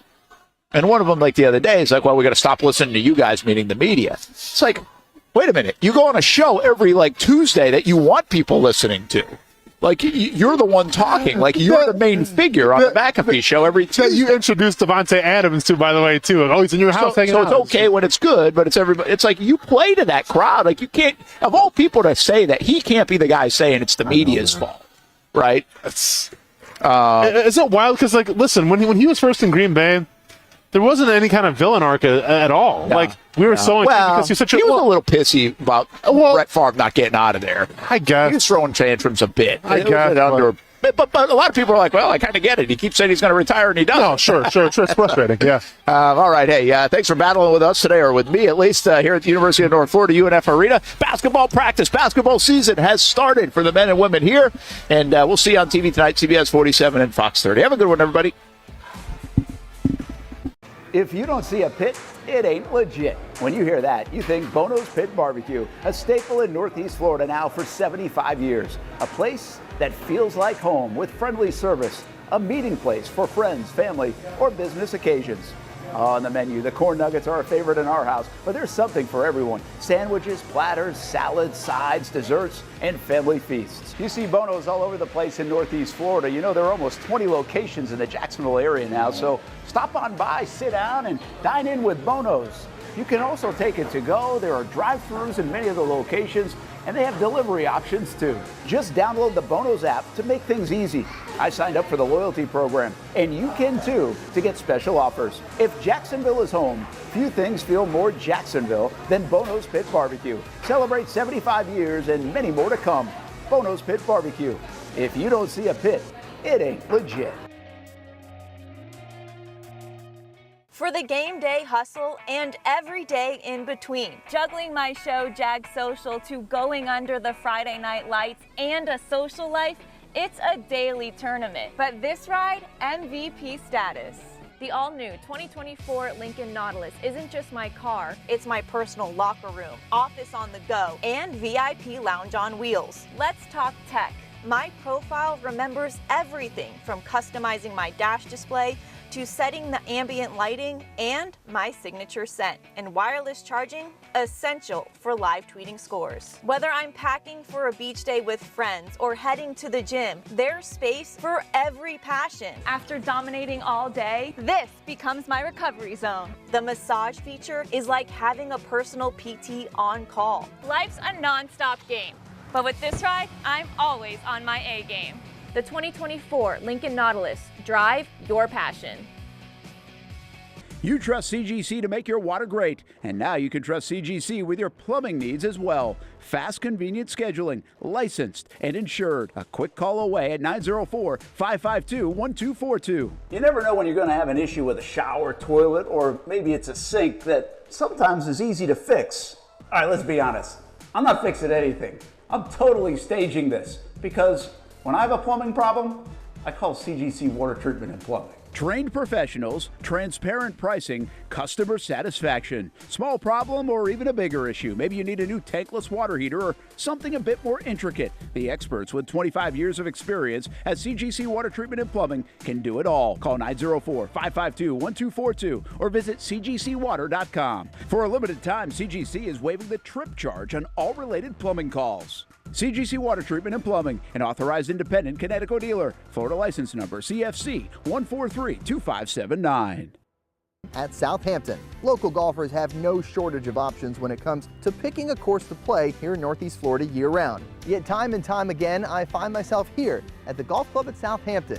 Easy to get to off 210 in St. Johns County. It's family-owned and operated and renowned for being one of the area's most player-friendly. That's just one of the reasons we hold the Action Sports Jax Dream 18 charity golf tournament here each fall. The Mark McCumber design layout is great for all skill levels of golfers, from the guys who bomb it a mile on the range to golfers like me who are just happy to put it in the fairway, which Southampton has very accommodating fairways. And if you need new clubs, come down to the pro shop. They'll fit you up and get you a nice new set like they did for me. For more information on membership or to book a tee time and see for yourself, head over to golfsouthampton.com or call the clubhouse at 904-287-7529. The Golf Club at Southampton. It's the official home of the Action Sports Jax Dream 18. Make it your home for golf too.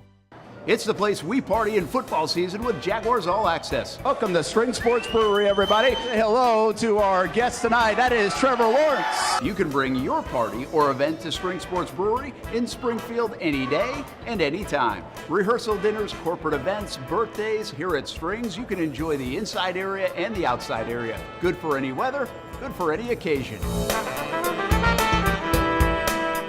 Watch the games, play the games, shoot some hoops. Beer? Yeah, they have that. Plenty of choices. And sure, this is a brewery, but Strings is also a restaurant, and the food is fantastic. A full menu made from scratch meals. And if you need String Sports Brewery to help with a party at your place, they cater too.